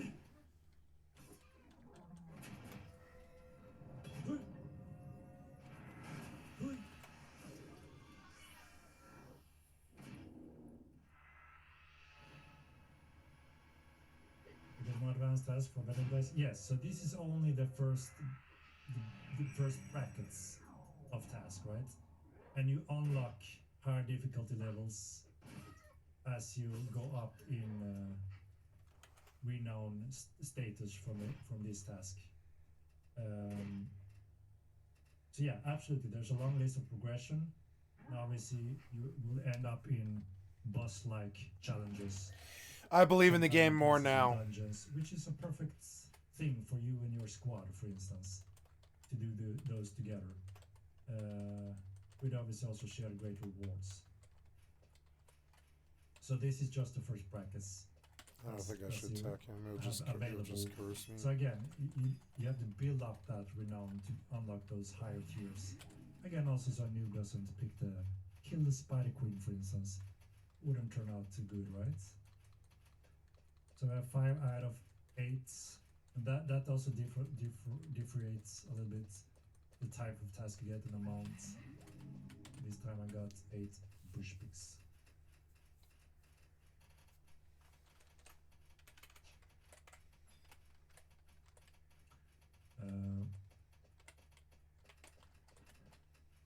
Shabani dude, I did show the window, the updated window, but I don't have anyone that I could bounty cycle here. But I could try and finish this at least and show one full cycle of tasks. So I need 2 more pigs.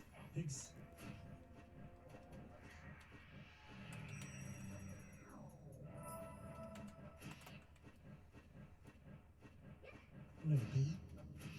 Beep.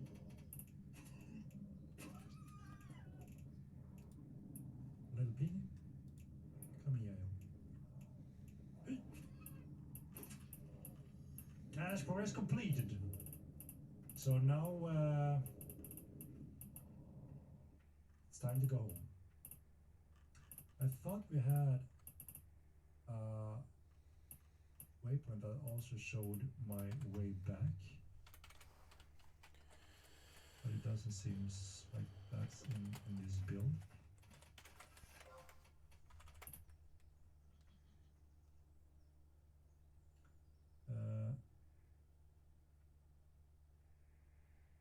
You know, this is what a new player recognize and understand, instead of saying, what do I do in this game, or even don't ask the question at all and quit the game. So there needs to be a little bit of a hand-holding. We have analyzed that heavily during the latest year. We also have discussion with various publishers that have a lot of experience in this field that are interested in this game, because we're making something very unique and different. And looking at the stats when it comes to new players, what they do, why they leave, why they're confused. These are requirements to allow the game to grow. But obviously you as a veteran don't have to care about anything of this. You just go straight to whatever you want, right? And that's the beautiful thing of this sandbox. You're not forced to do anything of this, but this gives you a solid hand-holding option for any new player. So they don't have to ask, what the hell do I do now when I enter Mainland? You know, I can do these tasks, just like I can do missions in EvE Online, for instance.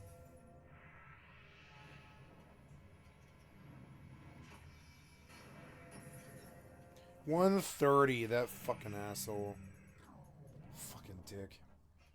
I'm gonna fucking silence him.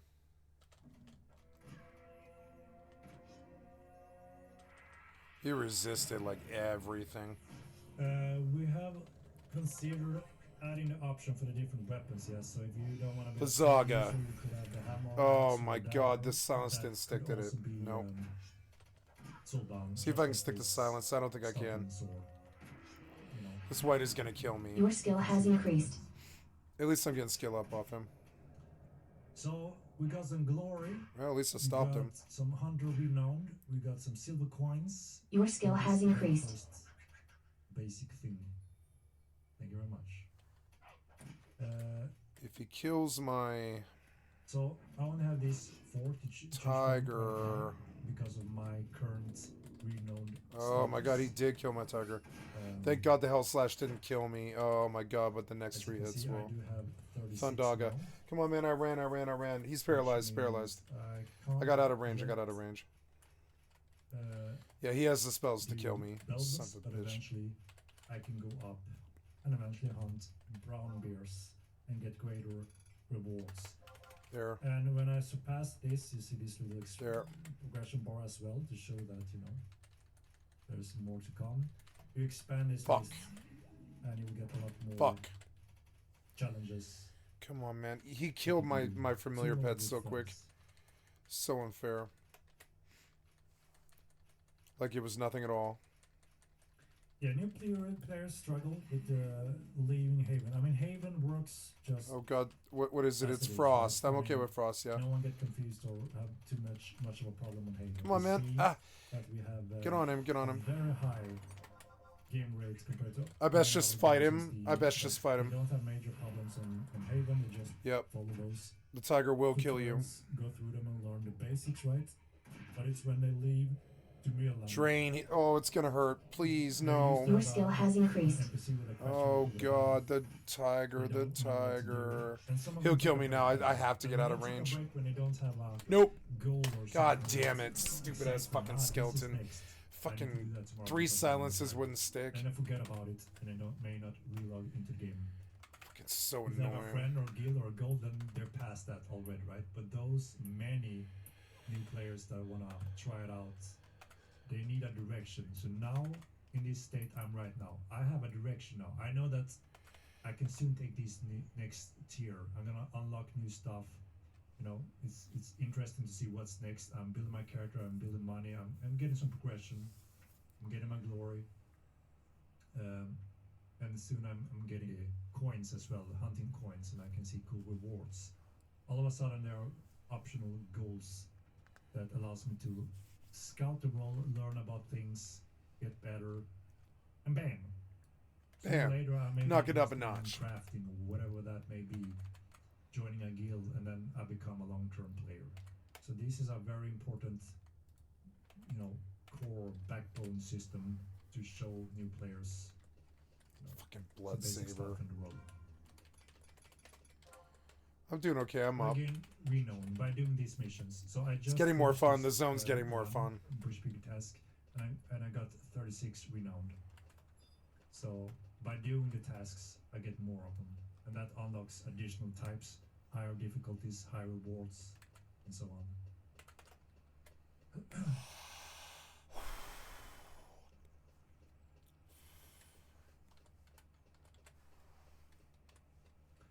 Rugus, yeah. So there's two things, right?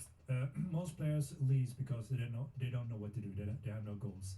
Some people just head out straight into the wilderness, get killed by a wolf pack or a player, and then take a break. Same thing as, well, they don't know what to do next. They don't have a goal yet. They haven't learned that this is a true sandbox, that you can do a lot of things. They may think, well, I can't do anything. I just go around and fight. They haven't learned that there's so much more to do in this game than that. It's a true sandbox game, right? So that is why we're adding guards, patrolling path, security, and wilderness zones, which is the opposite, and this system to guide them through this so they can't fail. So that is why this update is so important for the Epic release. Good system, good for new players, as you said, Henrik. Yeah, it's vital. We noticed that when we look at the data from Steam past year, this is a requirement for us to get more new players, and we all need what new players, right? Either to kill them or befriend them or guild them, recruit them, or just trade with them, right? All of that which we all enjoy in different ways. For that to grow, more players just helps that experience for everyone, right? This is not a con man or an evil man or any of that.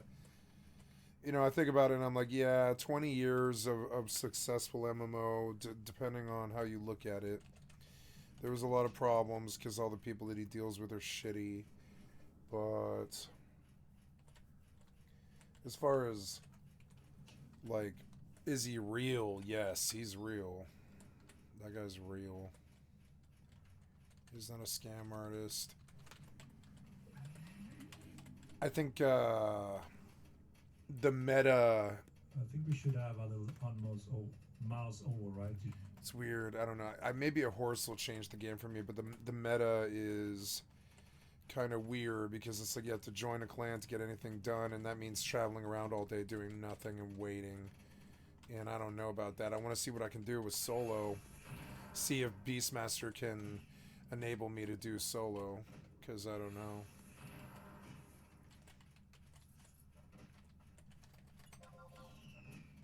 Yep, nice. What's the Pathfinder himself? He's tough. I don't want him. Yeah, he's too high.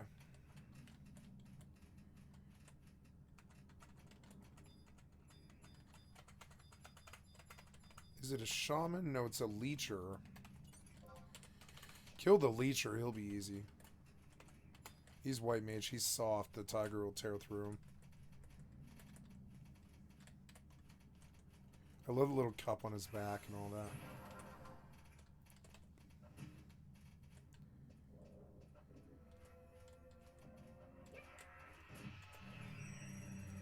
To show what this is. Because yeah, these symbols may be a little bit confusing until you learn them. But we are looking at what is renown? I'm not really sure. Prominence, nation, and hunter coin, and instant gold, silver rewards. So those are the 5 different rewards. And as you can see, you don't get them in the first, but you start getting those when you can do Belvus and yeah. The asteroid is depleted. The asteroid is depleted. I'm getting hurt. Why? Oh yeah, because of the leecher. Yeah. Fucking dick. So yeah, this is the task system, and like I said, this is just a hunting field. You can choose to be a hunting specialized. You can choose to be bounty hunting, which is obviously not the first option for a new player, only veterans mostly. And then you had a warden task board as well. So those are the so why not show it then? Choose from and or play around with. Oh, cool. Show the name on occurrences when you hover over them. Yeah, exactly. That's polished stuff that absolutely helps, right? Will ever be a party system? That's a question that comes a little bit every now and then. Thank you, Circo, for the excellent concert on my stream. I'd like to sub to your channel. It's not necessary. You can play as a guild, right? Which is a little bit like a party because you do share experience when you pass damage and heal when it comes to fighting PvE, for instance. So it already gives you that split of rewards, even without a group function, right? So it's never really have been fully necessary because it doesn't change much. It's a free dynamic open world where you can, play with friends and still share the benefits because you choose who to loot and you will share the prominence no matter what, right? If you pass damage or heal. So,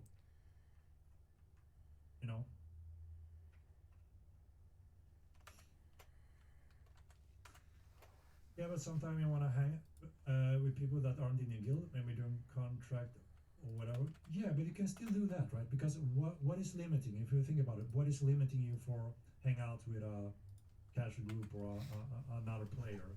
What is preventing, what functions are you missing or renting? I mean, you can friend up, you can whisper, you can go out and hunt together, you can share all the loot and rewards. So there's nothing really that you Feel are free to losing out on, right? browse.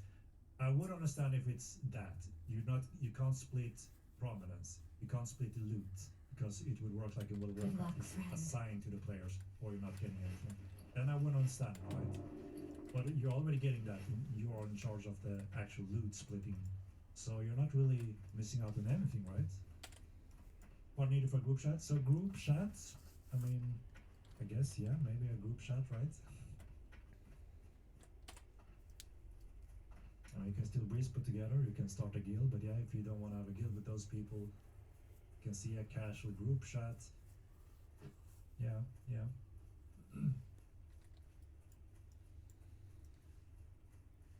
Yeah, I mean, if as long as you have cream off, you won't accidentally hit your newly met friend, right? And you will share the prominence, and you will decide to share the loot if you want to, right?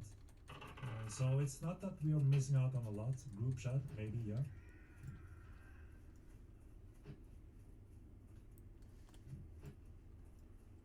If I hit my friend during the fight, I become cream. Yeah, but you can disable that, right? So you can't make that mistake if you're just there to hunt PvE and you don't want to engage in criminal actions and other threats, right?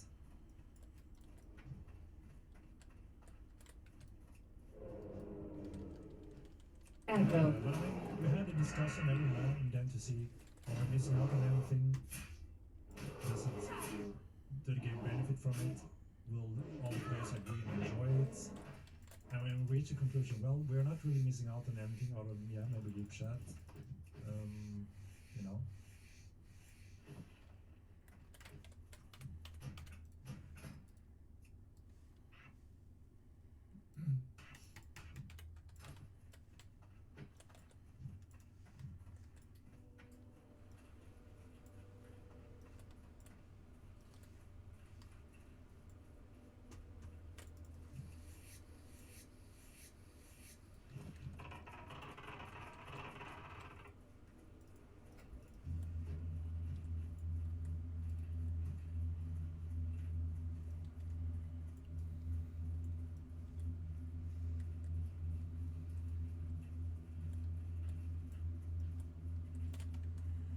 Is he doing anything?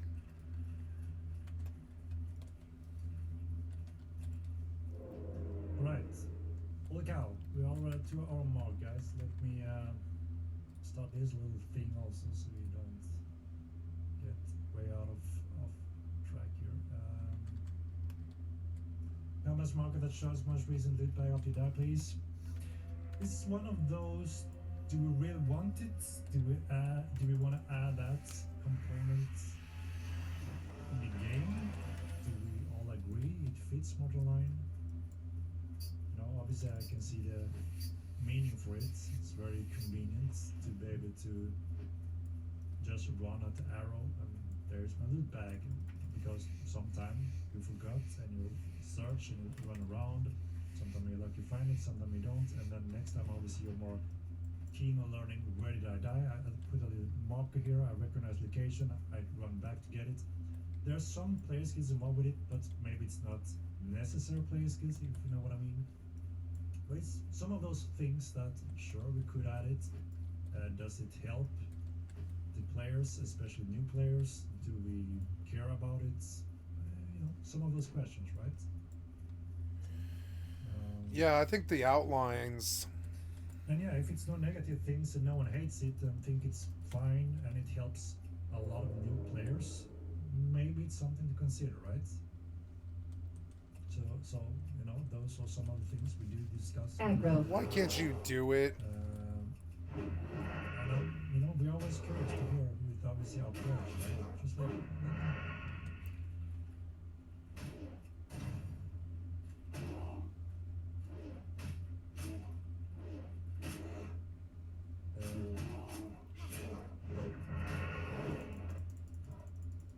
A little quick poll. Casting votes. It's always interesting to see if it's overwhelming in one direction, then maybe, you know, we can add that to the list. Main reason my friend quit was because they died and couldn't find the stuff. You know, I can see this being a big thing for new players, absolutely. And if it's something that doesn't go against anything that we all love and care about in online, and if it just helps new players, then I'm all for it, right? So there's a lot of those small things that could be very helpful for new players. It just makes sense and fits in the game today. So constant vote. And this is the interesting thing. With so many response, I would thought maybe it's 98% yes, but all of a sudden it's 41% yes, 26 no, time 33, which means time is obviously along with the yes, so it is still majority on the yes, just a little specific rule tied to it. So we could say, so it's around 75% on the yes side, which is quite a lot, right, compared to the no. So it's interesting. I mean, there, like I said, there's quite a few of those that may not be game breaking in terms of, you know, the core essence and feel of Mortal Line, and that, you know, you need to rely on your brain and player skills and knowledge and power, which is a lot. It weigh a lot in Mortal Line, right? We all know that. But again, we need to think that there are hundreds of thousands of players that could really love Mortal Line, and I don't think it exists yet.